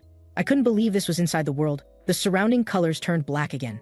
Because the other party's level is too high and your level is too low. Conditions are not met. Do you wish to continue? There might be clues about the sword god's blessing. I could also find the reason for falling into this world. I decisively chose to continue. GM used willpower to contact you. World adjustment begins. The place where I was located began to crack. This was the same as when I entered the academy and awakened the sword god's blessing. I wanted to see what that scene really was. Just as I was about to touch it, a hand was placed on my shoulder. Because of external interference, GM said we'd chat next time. I still didn't want to give up this opportunity. GM left you information. Just swing the sword and you can cut through anything. No matter what it is, the vengeful god's blessing accompanies you. It was Ryome who woke me up. She told me to thank her or I'd have to take classes directly in the classroom tomorrow. Soon Ryome also noticed something strange about me, because my face was covered in tears. After this, I thought about this matter. Ryome thought I had a sad dream. Although it was a dream, I couldn't remember what kind of dream it was. At this moment, Weapon, Ryome, and Khloe came over. Weapon explained that enemies targeting Jingua were within the academy. Ryome told Weapon to get to the point and not talk nonsense. Every time he spoke about things, he didn't get to the point. Hearing too much nonsense made her ears bleed. Weapon roared that he would definitely reclaim first place in the next written exam. Ryome said her ears were bleeding and she couldn't listen anymore. Only then did I notice Khloe was standing far away, and I quickly asked how her body was. Khloe explained she was afraid of passing on her cold, so she deliberately stood farther away. I told Zoki that things were a bit complicated now, and I alone couldn't make progress. Zoki came over and emphasized to call her Ryome. Seeing I didn't respond, she emphasized again. Ryome. This made Khloe cough frantically. I had to admit it was fine to just call her Ryome. Weapon told everyone that those targeting Jingua were the Academy's Elder Council. And from what we learned in the last Water Buffalo dungeon about that female instructor's appearance, it was roughly like this. We should be able to find her soon. Currently, it was clear that Adido wouldn't handle the Elder Council's requests for now. Then, Ryome hacked into the Academy's website and checked all the instructor's information, finding that instructor but couldn't confirm her identity. I couldn't imagine Ryome knew these technical skills. Ryome said that in this industry-flooded world, one had to know at least 1 or 2 skills. To hack into the Academy's system, she had to choose the most vulnerable nighttime, which was why she didn't sleep well at night. You didn't think I only knew how to sleep, did you? She had really hit the mark. I did think she was that kind of person. I hadn't given her my phone number. She'd probably use these technical skills to find my number. The current situation wasn't very clear, and we couldn't go intimidate the Elder Council. If we did that, things would become more complicated. At this moment, Weapon suggested establishing a club of our own, and I also thought of clubs. Jingua Academy clubs could access anywhere and receive funding. Whether for combat or activities, they would provide corresponding benefits. Clubs were affiliated organizations of Jingua Academy. Establishing a club would earn the Academy's protection. Ryome also believed that with enemies both inside and outside, only a club could provide protection. Our club's system was part of the Miracle M game content. Players could decorate spaces according to their preferences. They could accumulate favorability with female characters. That was the so-called game real estate industry. I hadn't expected clubs to have this use. The conditions for establishing a club were 5 members and a club proposal. With 5 people needed, we were still short 1 person. I asked if they were all going to join the club. Weapon said of course. Asking such a question was a bit hurtful. Khloe would help with anything Joma needed. Ryome said she owed me a favor from the dungeon, and the club also needed a strategist. I hadn't known them for many days, but I didn't expect them to help me so much. So everyone started naming the club. Khloe suggested memories of assassination, since we needed to kill enemy forces.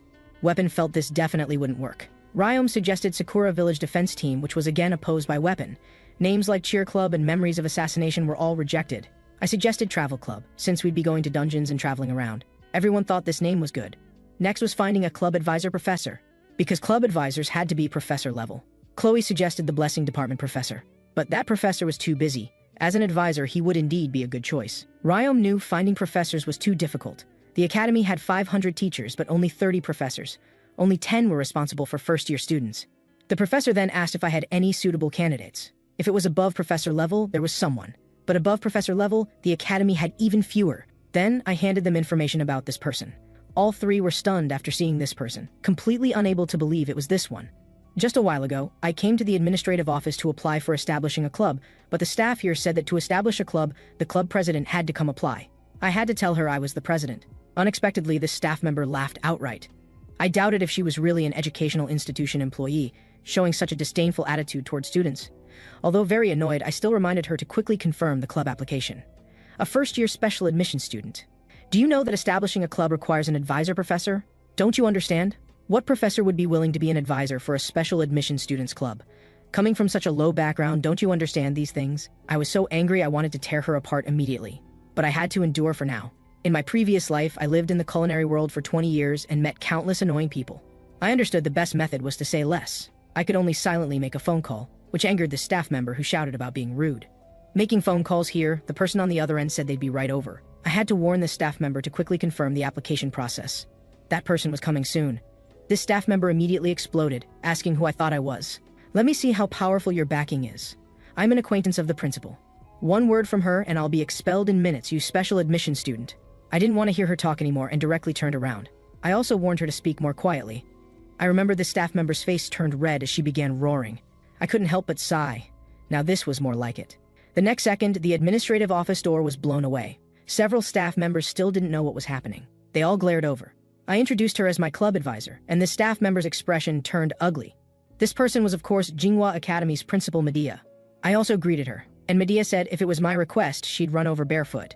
This staff member also recognized this was this year's top student, Giamma. I left the club application matter to Medea and left. One staff member quickly brought over a chair. The blonde staff member hastily explained there must be a misunderstanding. Medea was about to use her blessing to force her to reveal what she said, but she immediately guessed what it should be. Something bad about special admission students. Giamma was someone both she and Sword St. Zieg valued, and she threw a paper at the staff. Give you 5 minutes. Write this resignation letter. Subsequently, Principal Medea told me that the club application had been resolved, and I guessed that employee was fired. Medea also asked me to visit her office after class. I first went to the blacksmith shop.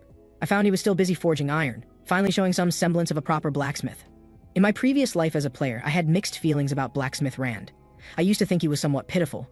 This game's characteristic is being money-hungry, so players all despise this blacksmith. I didn't spend much money in my previous life, so I didn't quite understand others' thoughts. High-spending players call the blacksmith Light Rand, most cursed blacksmith Rand as a lunatic. He even downgraded my Murasame during forging. I have no idea what he was thinking. After the blacksmith finished his work, he brought out my Murasame. Seeing my new Murasame, I couldn't help but exclaim, truly blacksmith Light Rand. After taking the new Murasame, the duration of the painless blessing also increased from 40 seconds to 50 seconds. The 10-second increase was also a significant improvement. I once mocked the original body's owner for awakening a useless painless blessing. The blacksmith also mentioned that something had been enhanced. I checked Murasame's stats and found its hardness had changed from E to C. Having such a massive improvement was certainly a good thing. For now, I don't need to worry about Murasame breaking under excessive force. The system kept prompting me to press down, and after pressing, I discovered something strange. The current weapon Murasame can now gain 3 new characteristics. But magic stones need to be inserted for this to work. At this time, elsewhere, a certain elder from the Council of Elders was here drowning his sorrows in alcohol. He didn't know what to do now. Among the 7-star heroes, there was one called the Mad Tiger. He was a human hero, that was his father, but his father died in the Demon Subjugation War 60 years ago. Someone targeted the young him to obtain the Mad Tiger family's wealth, so he transferred the assassination curse to others, making them kill each other. To revive the once heroic family, he joined the Council of Elders and became an elder. Leading foolish people and maintaining the council's power, conveniently, humans had demons as enemies, giving their authority legitimacy. But certain variables would affect the council's power. That was the hero Leon, who could defeat the Demon King, the heaven-chosen hero. The power disparity between humans and demons was too great. Even the hero couldn't defeat the Demon King. But the ancestor Valor Vacan, who sealed the First Legion commander, truly existed. Such possibilities must be absolutely prevented. Then an instructor found him. The moment their eyes met, it was clear who was stronger and who was weaker.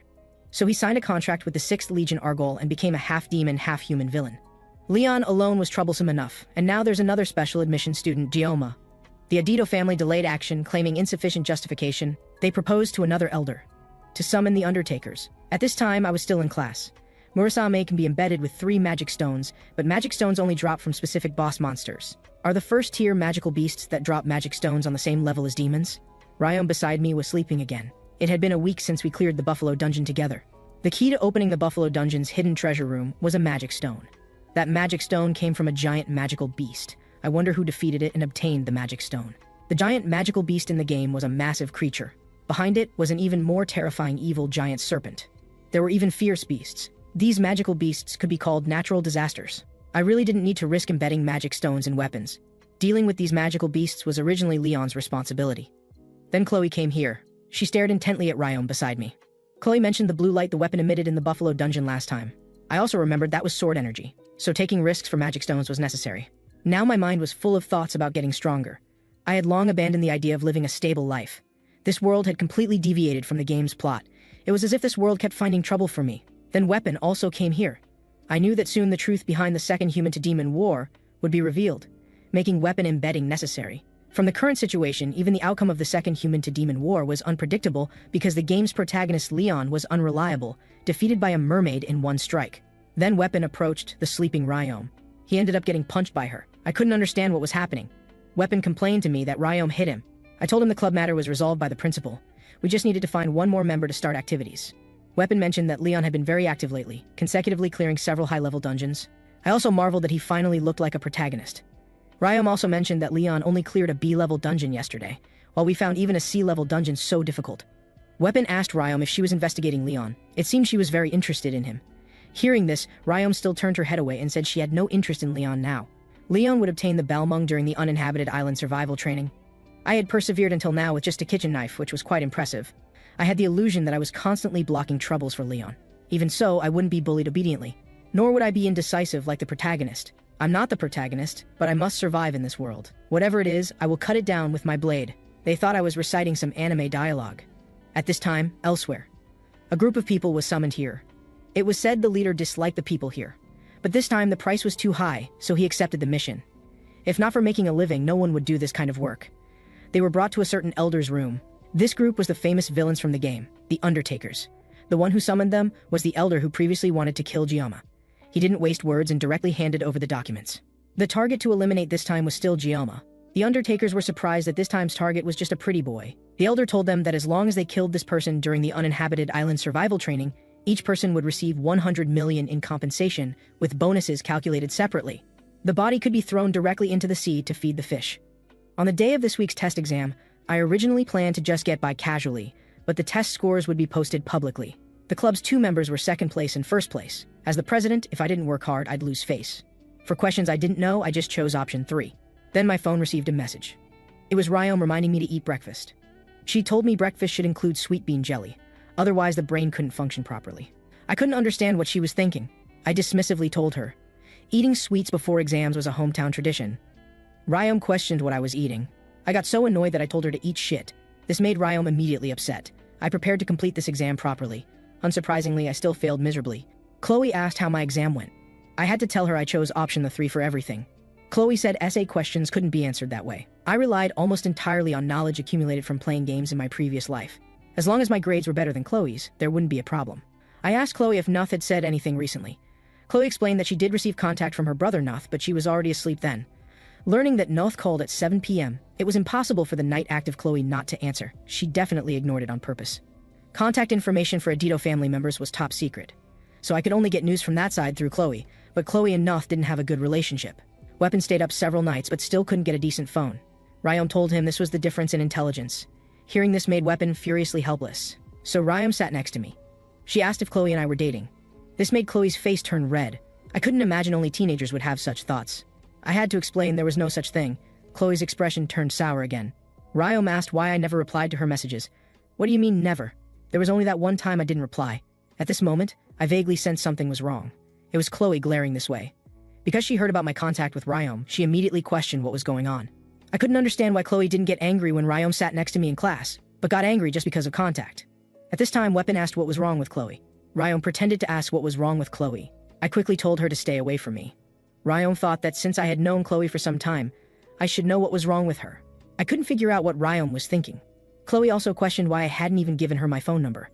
I quickly explained that was because Khloe's phone number was classified. At this time, Khloe's eyes were obviously abnormal. Didn't we agree you'd only be my prince? Ryome asked again what was wrong with Khloe. I asked if she'd ever heard of Yandere. Ryome immediately played dumb. What does Yandere mean? My English isn't very good since I'm a foreigner. Weapon immediately pulled Ryome away. Couldn't she see the situation clearly? This scene looked like someone was about to go crazy. Khloe pulled out a craft knife. I knew this time was different from before and I had no idea what to do. I'd been too busy lately and hadn't had time to watch YouTube videos on how to handle Yandere situations. At this time, Khloe had already approached. You can only look at me alone. I told Khloe we should talk first. She slashed at me with the knife. Weapon's mouth hung open even wider. Ryome had a spectator's attitude. Giamma, you break my heart every time. There are other women around you besides me. This time the woman clearly referred to Ryome. I immediately pushed away Khloe, who was wielding the knife. Ryome continued with her spectator attitude. Khloe became increasingly frantic. For Giamma, I've been working hard all along. But what happened next exceeded Ryome's expectations. Because I pinned Khloe to the ground, I think we should communicate. Khloe was still making a big fuss. I told her to calm down first. Khloe retorted that I never contacted her. What was there to communicate about? I quickly explained that I wanted to talk to her face to face. Communicating through a phone, that metal block had no emotion at all. Hearing this made Khloe's face turn bright red. Feeling it was effective, I prepared to press the advantage. Khloe, thank you for always thinking of me. Seeing this made Weapon's face turn red too. Ryome looked displeased. I also told Khloe that clearing the Buffalo Dungeon was thanks to her, so she shouldn't be too sad. Hearing this, Khloe smiled happily as if she'd become a different person. I thought I'd finally gotten through this. I told Weapon everything was fine now. Clearly Ryome looked displeased. After pacifying Khloe, I prepared to discuss serious matters. Ryome left alone. I couldn't understand what was wrong with her again. On the way back that day, both Weapon and Ryome were thinking about Giamma. Since some unknown point, whenever Khloe mentioned anything related to Giamma, she would instantly release killing intent. Weapon speculated that Khloe had developed twisted love for Giamma. But what was more shocking was Ryome. He spoke gently on the surface. But behind him, he didn't forget to grip the sashimi knife, using a policy of gentle persuasion combined with force. Ryome combined both persuasion and violence. When situations turned bad, he knew how to use violence and terror. At first glance, he might seem like a bad person. Undeniably, those were the qualities of a ruler. Based on this alone, Ryome would definitely become a big shot. At this time, Ryome was still constantly tapping her phone. Seeing her displeased expression, Weapon immediately asked what she was doing. Ryome explained she was deleting videos. Because subscribers didn't follow the operations in her videos, Weapon learned that Ryome was also on YouTube. He also raised his phone with text reading perfect Yandere response method. Master this for future comfort.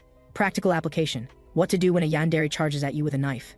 Weapon was amazed by the 210,000 views. It would be a shame to delete it. Ryome said it was no longer needed. Weapon asked if the channel name Zoki's Japanese was for teaching Japanese. Hearing this, Weapon teased Ryome all the way home. The next day at Jingua Academy's library. Starting next Wednesday would be 3 days and 2 nights of uninhabited island survival training. Although it was called simulated warfare, teams of 1 to 4 people could be freely formed. Detailed training schedules were announced to all students. I found some books on camping or survival travel. The training involved surviving on an uninhabited island, so I had to learn to distinguish various poisonous plants. Although it wouldn't affect grades, these 3 days and 2 nights would confirm each student's capabilities. I remembered that in the original game event, game players also shone during this survival training. Protagonist Leon obtained his main weapon, the Balmung Blade. This was his main storyline. Here, Abel and Leon developed feelings for each other. The uninhabited island survival was an activity I could fully immerse myself in, so I wasn't envious of them at all. After entering the academy, I'd experienced several life-threatening situations. I'd lost interest in the opposite sex. The academy's elders had their eyes on me. Plus, there was still an unidentified instructor to deal with, and the club was still 1 member short to begin activities. No matter how beautiful they were, I had no interest. It was the same regardless of who they were. I'd continue my youth in the next life. More than those things, as a swordsman, I was more interested in this. The Balmung. Both holy sword and demon sword. Perhaps because I was also a swordsman. So I couldn't help but feel greedy. I knew where the Balmung was located from my previous life as a game player, and I knew its power. But searching for Balmung fragments was also the core content of the plot. Even if I knew all the fragment locations, I definitely couldn't obtain it, because the Balmung had the condition of actively choosing its master. That was awakening the miracle blessing. As the name suggested, it was set as the protagonist's exclusive weapon. Compared to it, what I held was just a supermarket sashimi knife. There was simply no comparison. Anyway, since I couldn't get this weapon, I'd better not think about it and focus on learning the necessary knowledge for 3 days and 2 nights. Avalon was an uninhabited island, where no magical beasts appeared. I hoped it wouldn't be like the midterm exam last time, where special events suddenly occurred. This time, the principal gave special orders for the temporary instructors of the Wolf class to participate along with the leading instructors, humanity's strongest heroes leading first-year students on a camping trip.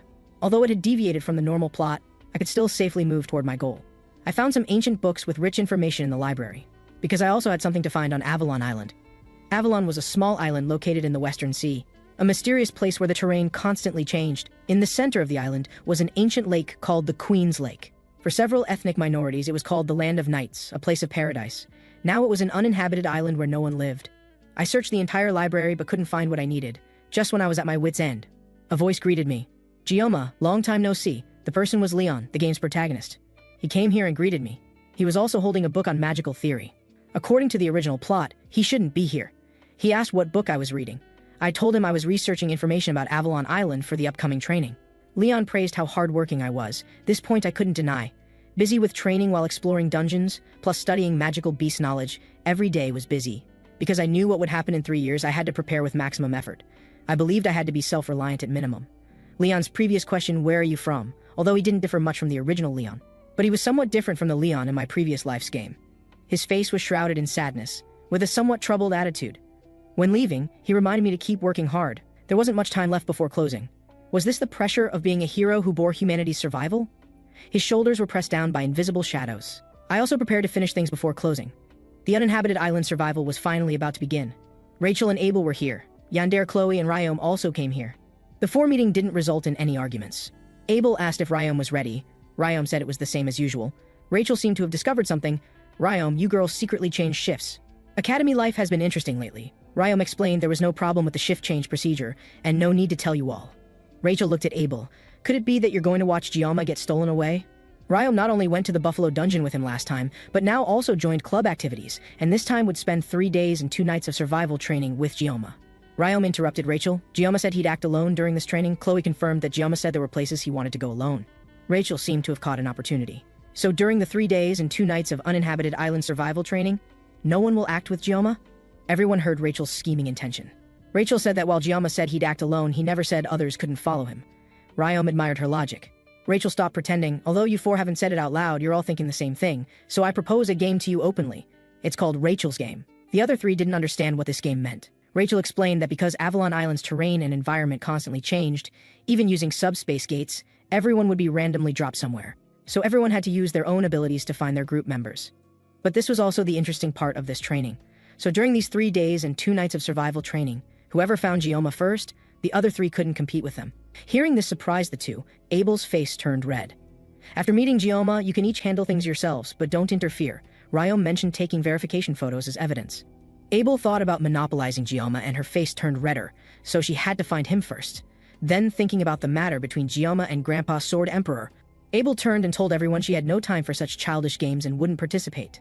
Ryome looked seriously at Abel's departing figure. The other 3 participated in this game. I also came to this gathering point. I brought 24 sashimi knives plus secret weapons. Principal Medea also reminded to bring spare medicine, at least 3 sets of underwear, and choose dirt-resistant black ones. I complained that she was simply like a grandmother character. I searched everywhere for that instructor from last time. Purple hair and purple glasses. A tall female instructor. Although I didn't know her intentions, if she had her eyes on me, the uninhabited island survival training was the perfect opportunity, utilizing the island's characteristic of constantly changing terrain and environment. After killing someone, disposing of the body would be easy. Of course, this point worked the same way for me. Although I was reluctant to kill people with a blade, it was unavoidable. I took out weapon sketch and began searching for this instructor. Everyone had purple hair, making it impossible to narrow down. Then the Sword Emperor and Abel walked over. He told me that talent plus effort would multiply results, but also to balance work and rest, paying attention to health. I should take this training as an opportunity to rest well. I could see the Sword Emperor wanted to go fishing and enjoy life. I also hoped he could catch a big fish. I couldn't help complaining that the Sword Emperor dressed really fashionably. Then Abel walked to my side. Seeing me, she just snorted coldly. Abel will have a boyfriend soon, her expression should be more relaxed. Nearby, Ryome was sneakily approaching me. I flicked her forehead with my finger. It was just a joke, how could you do that? I quickly apologized, saying it wasn't intentional. Ryome shouted angrily that her forehead wasn't a punching bag. I couldn't understand the character Zoki Ryome. This girl had also stopped sleeping lately, constantly poking around near me. If I didn't do this, I didn't know what other tantrums she'd throw that would be unbearable. Although I didn't know what attracted her to me, Ryome was one of the female leads. I didn't want to get too close to her. The announcement reminded everyone that the subspace gate to Avalon Island was opening. Please pay attention to safety and have a pleasant time. My goal this time was to survive safely. May the hero's blessing always be with you. A flash of white light, and I arrived on the small island. I'd been in this world for a year and finally felt like I was entering a fantasy world. This was the sacred land Avalon. Before me was the primordial world tree. But there was no time to admire the scenery. The urgent matter was to find a new blessing. The first thing I did upon landing was search for the Regeneration blessing. Because I knew its specific location from playing the game in my previous life. It seemed to be on the other side of the rocky area. The blessing's specific location was near the lake in the center of the island. That meant near the lake where the world tree was located. I had to cross the rocky terrain and forest. To prevent students from just playing around, the Academy arranged a task to find spheres on the island. It was equivalent to the treasure hunt games often played during outings. The found spheres would also count toward grades. They could also be used as weapon enhancement materials. I wanted to find some too, for this uninhabited island survival training. I bought a super large machete at the supermarket. This was also for this survival training. I still had to conserve the painless blessing. After swinging it a few times, the feel seemed pretty good. Just something felt off. I'd use the sashimi knife at critical moments. Then I discovered a cute rabbit. Tonight's food was secured. I could also practice with the machete. The next second, the cute rabbit turned into a giant rabbit. I wasn't afraid of water buffalo, let alone this rabbit. I prepared to activate the sword god's blessing, but then I held back. This rabbit was completely unruffled. At this time, elsewhere, Abel also found a rabbit. She thought it was too cute to hurt. She even reached out to pet it. Unexpectedly, the rabbit bit her. This made Abel furious. She drew her sword to kill this rabbit, just in time to test her special training results. At this moment, the enraged rabbit ran even faster. While running, it didn't forget to turn back and mock Abel. Seeing this made her angrier. She hadn't expected this damn rabbit to hide its strength. Just like that guy Gioma. Abel chased the rabbit frantically. Just as she was about to catch it, the island's terrain changed. Abel fell directly into the sea. As the Sword Emperor's granddaughter, a direct member of the Nepalon family, she couldn't even catch one rabbit. Finally, she saw the rabbit as Gioma, just like she could never catch up to him. At this time, I was still battling the rabbit. Even with desperate physical training, it was useless. Without relying on blessings, I was simply weak.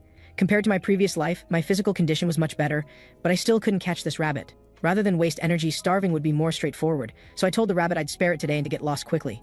The rabbit bared its teeth mockingly at me. Trash. Who could tolerate this? Angrily, I directly activated the sword god's blessing. Nearby, Rachel was running frantically, because she got lost in the area. Although she told them about playing Rachel's game, she had no idea how to proceed. Then she noticed crows in the sky. She heard crows liked shiny things. Following them should lead to Gioma, and their black feathers were the same color as Gioma's hair. Same color, following the crows would likely lead to seeing Gioma. So she began her operation. Nearby, Ryome seemed to hear Rachel's voice. After confirming her food and weapons, she also prepared to search for Gioma. Since they were playing a game, she couldn't lose. Avalon Island's location constantly changed. The only unchanging place was the World Tree. With Gioma's personality, wanting to be alone probably meant planning something, most likely doing something in the rarely visited central area. To prevent being stolen by others, she had to take action. After meeting him, she still had to get revenge for the forehead flick. Nearby, Khloe was also running frantically. She wanted to find Gioma first, make Gioma look only at her. Then she saw a bright light ahead. At this time, I was roasting rabbit meat, making the remaining meat into jerky. Temporarily, no need to worry about food. I seemed to hear movement nearby. This wasn't an animal sound. It might be hostile forces targeting me. I couldn't relax my guard at all. The opponent didn't stop and was approaching me. I still had some painless blessing left. The sashimi knife was also ready. I could draw and kill the opponent at any time. Khloe rushed toward the light spot ahead. Just then she encountered Rachel, who was also looking for Gioma. The two started arguing upon meeting. Having drawn my blade, I realized this person was familiar. I was stunned to see a completely soaked Abel shivering here. She seemed to want to say something but couldn't speak. Seeing the roasted meat nearby, she was obviously hungry. Abel also noticed the warm fur nearby, and the jerky that would solve hunger problems.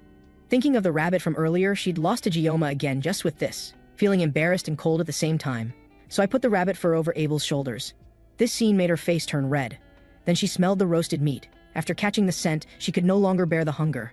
I also noticed her injured ankle. Without waiting for Abel's reaction, I prepared to bandage it for her. If left untreated, it would worsen during our time on the island. Abel also expressed her gratitude. Soon after, I finished bandaging it for her. After we sat in silence for a while, I asked why she was acting alone. She remembered what Rachel said. The person who found Gioma first could monopolize him and do whatever she wants. Thinking about this made her face redder, so Abel explained she had things she wanted to do, and being alone was more convenient. It seemed similar to me. At this time, Abel remembered Rachel's game, to prevent Gioma from being stolen by them. She took a photo and uploaded it to the group chat. Ryome couldn't believe this fact. Rachel laughed foolishly. Ryome had thought Abel really wouldn't participate. Rachel also thought she was a cat that wouldn't steal fish. After checking in, Abel ignored them. I handed her the roasted rabbit meat. Watching Abel eat, I felt a bit awkward. Abel asked why I was so capable. I knew my capability was only for 1 minute, but I'd caused quite a stir at Jingua Academy this year. I told her it was because I had a good master who taught me swordsmanship. Abel believed that having learned swordsmanship by Grandpa's side for 17 years, she understood swords better than anyone, but had never seen Gioma's type of swordsmanship. So she asked what I'd learned and from which family. I didn't answer Abel's question, but told her that being strong doesn't necessarily mean victory. The person who persists to the end without giving up will win. The person who finds a way to keep going is the truly strong one. This stunned Abel. Such strange remarks. She couldn't help but laugh. This way of speaking was just like Grandpa's sword emperor. She wondered if Gioma was really 17 years old. Abel also remembered the last time they chatted sitting in chairs. This was their first real conversation since then. So I handed her more rabbit meat. I had to use meat to stop her mouth first. The next day, Abel woke up to find Gioma had disappeared without even saying goodbye. He left jerky nearby, remembering how he helped bandage her wound last night. Abel's face turned bright red, but seeing the well-bandaged bandage on her foot, tears unconsciously flowed down. She didn't know why she was crying. This was the first time someone had taken care of her. Throughout her life, she'd always resolved everything herself. Even when facing high walls, she had to climb over them. Holding back tears that wanted to fall, she had no energy left to enjoy the happiness of her age. This was the fate of those who inherited the Nepalon name. She couldn't understand why Gioma was so good to her, yet she'd always been jealous of him. Were there really people who would be kind to her without expecting anything in return? 2 days remained. Crying here wouldn't change anything. She had to repay this debt to him, so Abel began moving again. At this time, I started my plan. This island was a bit cold at night and a bit hot during the day. Abel should be awake by now. She was indeed very beautiful, but she seemed to not like me much. Abel's character attribute was that of a proud young lady, suddenly encountering and carefully caring for her last night. It wasn't because I liked Abel, but because seeing her miserable state, I simply couldn't ignore it. Just being a little kind to her wouldn't cause earth-shattering changes. I finally left the forest area. Obtaining the item might cause a slight change to the plot. But overall, the changes shouldn't be too significant, I remembered.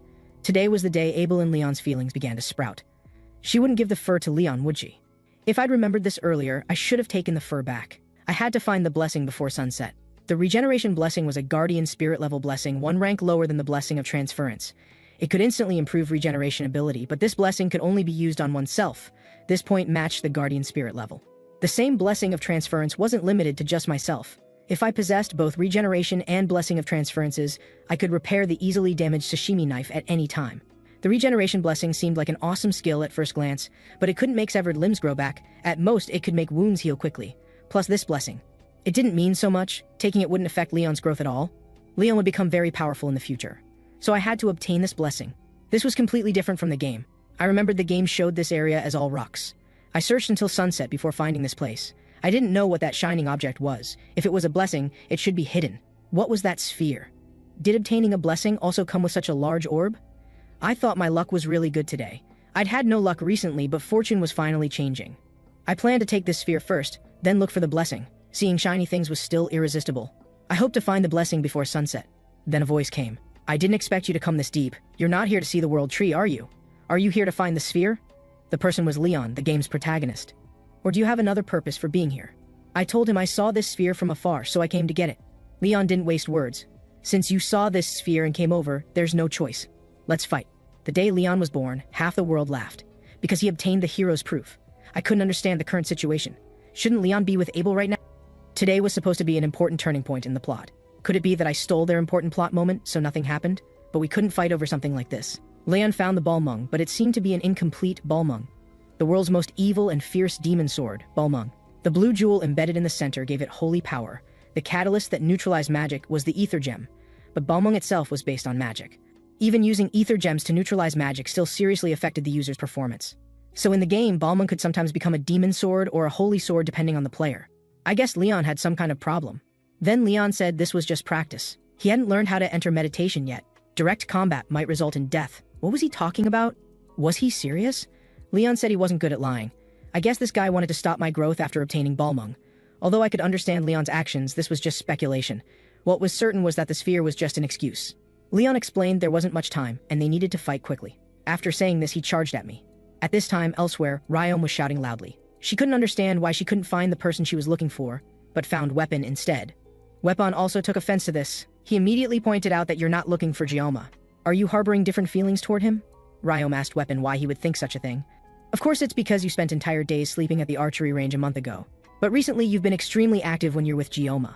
This isn't like your usual self at all. You hate being a hacker because you find it troublesome, but this time you volunteered to gather information. It's really suspicious. Upon hearing this, Ryome suddenly stopped in her tracks. She suddenly called out to Weapon. This left Weapon somewhat confused. Ryome suddenly turned around and asked with a flushed face, "Was it that obvious?" Weapon just felt like Ryome was possessed by a ghost or under some kind of mental magic spell. This angered Ryome, who punched him. At that moment, they heard a sound. This didn't sound like an earthquake. The first person Ryome thought of was Ryome. Meanwhile, on the other side, Leon severed my machete with a single sword strike. I'm starting to wonder if this guy has lost his mind. Why won't he fight back? Why won't he battle? Ryome, you don't understand respect for others? Honestly, I didn't expect him to actually swing his Balmung slash at me, then suddenly provoke me out of nowhere. I can't fight him. If I use my blessing, I might accidentally injure him, so I hesitated about whether to make a move. But if I keep holding back, I might lose my head. Leon is the protagonist with the miracle's blessing. Ryome, quickly draw your sword. This was bound to happen eventually. Leon possesses the miracle's blessing. Without using blessing, I have no way to fight this monster. I had no choice but to abandon my peaceful life. The sword god's blessing activated. A thunderous roar echoed. My battle with Leon had begun. Using the sashimi knife, I could barely fend off his Balmung slash. However, the sashimi knife itself couldn't withstand the power of the Balmung slash. It was still cut in half. I had to retreat and create distance. I pulled out backup sashimi knives. I threw them at him. Leon swung his Balmung slash and severed them. He charged at me again. The distance between us had become unavoidable. Leon swung his blade at me. With a whoosh, he severed a stone pillar. Even the belt holding my sashimi knives was cut in two. Fortunately, I managed to dodge that strike. I created distance between us once more. Leon was on a completely different level from the midterm exams. The protagonist's buff is too overpowered. Is he the only one leveling up? Before I could react, a sword energy came rushing toward me. With a thunderous crash, the ground was carved with a deep fissure. This is the power of the holy sword Balmung slash. That sword strike drained Leon of considerable magical power. I emerged from the smoke as well. Leon, why are you doing this? He couldn't answer for a moment. Because of the world. For some reason, he seemed unable to speak the complete sentence. If it's you, you can make everyone in the world happy and joyful. At this moment, Leon gripped his Balmung slash tightly once more. Through this sparring match, we'll know who is who. A sword energy broke through the clouds. My figure and Leon's were covered by this radiance. Even so, I still charged forward and swung my blade. A corner of the Balmung slash was severed. This battle had reached its conclusion. Leon recalled his father's words. This matter seemed too difficult for him. The one chosen to be the hero shouldn't be me. It should be you, Ryome. I successfully obtained glowing orb. A golden light swept past. Leon's figure became blurred. When I turned around, he had vanished. Only a feather remained on the ground. I thought the sudden sparring was just Leon's resolve as a hero, an act of self-improvement. But I didn't want to lose to anyone either. Seeing how he charged at me, he definitely wouldn't give up easily. What a pity about my pile of sashimi knives. One wrong move and I could have lost my life. To avoid injuring Leon, I dodged left and right. But Leon's growth also surprised me. The sparring just now seemed to have severed a piece of the Balmung slash. After repairs and finding more parts, it should still be able to reach its final form. Not injuring Leon was fortunate. If the game's protagonist died, the world might have ended too. I tried touching this glowing orb. A burst of light shot out. Congratulations on obtaining the Regeneration blessing. It can rapidly restore damaged cells to quick recovery. However, body parts that have fallen to the ground cannot be regenerated. I never expected to obtain the Regeneration blessing this way. I pricked my arm to test this protection's performance. The pierced wound healed rapidly. The effectiveness far exceeded expectations. Fortunately, I got what I wanted. That evening, I built a fire by myself. Reflecting on the day's events, I still couldn't understand what had happened. Could it really be because of Abel? It was bound to happen eventually anyway. Due to the urgent situation, I didn't have time to question him about what he meant. Leon is from this world. Then what kind of existence is he? My falling into this world itself raises many questions. I need to do some necessary things. In my previous life, I had a fiery temperament. Although I've controlled it much more now, I cannot pretend not to see injustice. I often fought with difficult customers. My character of courageously facing difficulties could be considered a sense of justice. Originally, I tried to avoid getting involved in the main storyline. Without knowing when, I began putting my own safety first. Having reached this point, it's destiny. To obtain someone who wouldn't greatly affect the main storyline, I still ended up fighting Leon. And now I could be assassinated at any time. If my life is threatened, I really will kill people. Not magical beasts, but humans. Is what I'm doing really correct? I don't even know what will happen then. So much bullshit. You should act like yourself. In this situation, I actually started seeing hallucinations. I'm probably too tired. If Ryome were here, she would definitely say this. I wonder what the others are doing. At this moment, Ryome was still with weapon. The two had even drawn a line. Khloe and Rachel were together. Abel was still washing his body in the pool. I fell asleep like this. Several people stealthily approached my side. Without wasting words, they immediately launched their hidden weapons. I hastily dodged upon reacting. But I was still cut by this hidden weapon. Clearly, their assassination attempt had failed. They all wondered if this kid was really just a student. Someone suggested taking this opportunity to recruit him. The leader ordered him to be quiet. I also recognized her as the boss of the Undertakers, Ryome, the half-human, half-demon that Leon would face for the first time in the future. Originally a noble lady, but due to her relative's betrayal, she was expelled from her family. After becoming an assassin, the resentment in her heart grew stronger and stronger. She became a villain and was killed by Leon, a tragic character. Even so, I don't sympathize at all with this demon who abandoned being human. The bald man questioned, "Kid, who exactly are you? You actually managed to dodge that hidden weapon just now. Are you an assassin disguised as a student?" The bald man could tell that the person before him was no ordinary individual. To still show such an expression under these circumstances, he again suggested to the leader that they recruit him. Ryome didn't respond, but instead asked, "Which faction are you from?" I don't understand what they're talking about. This group of assassins who received a contract to kill me are asking which faction I belong to. In their eyes, don't I look like a student? Kid, although you're about to die, you're truly impressive. This is the first time the leader has shown interest in prey, right? Although you're the top student, I didn't expect you to be just a brat. Being able to dodge our attack just now shows you could enter this line of work. I also guessed their background. Looking at this situation, you came here. Under the orders of some elder, right? The several people whose identities were exposed were also startled. They questioned again, "You brat, which faction are you from? How dare you investigate us? I only know that you're butchers who kill for money." One person beside them immediately flew into a rage. This kid said the words the leader hates most. You think you're of noble status and hate hearing the word butcher from the mouth of a special admission student like me? One person beside them swung his fist and punched toward me. I easily avoided this punch. He was still cursing that the little mouse had actually dodged. Little did he know he had already been struck by a blade. The next second, his head fell to the ground. I killed him at the fastest speed. The other few people still didn't understand what had happened. This was my first time killing a person. Not in subspace, but in reality. This feeling wasn't too terrible. I activated the Sword God's blessing without hesitation. May God's blessing be with you. My target is the boss of the Undertakers, Ryome. This time, I will kill them all.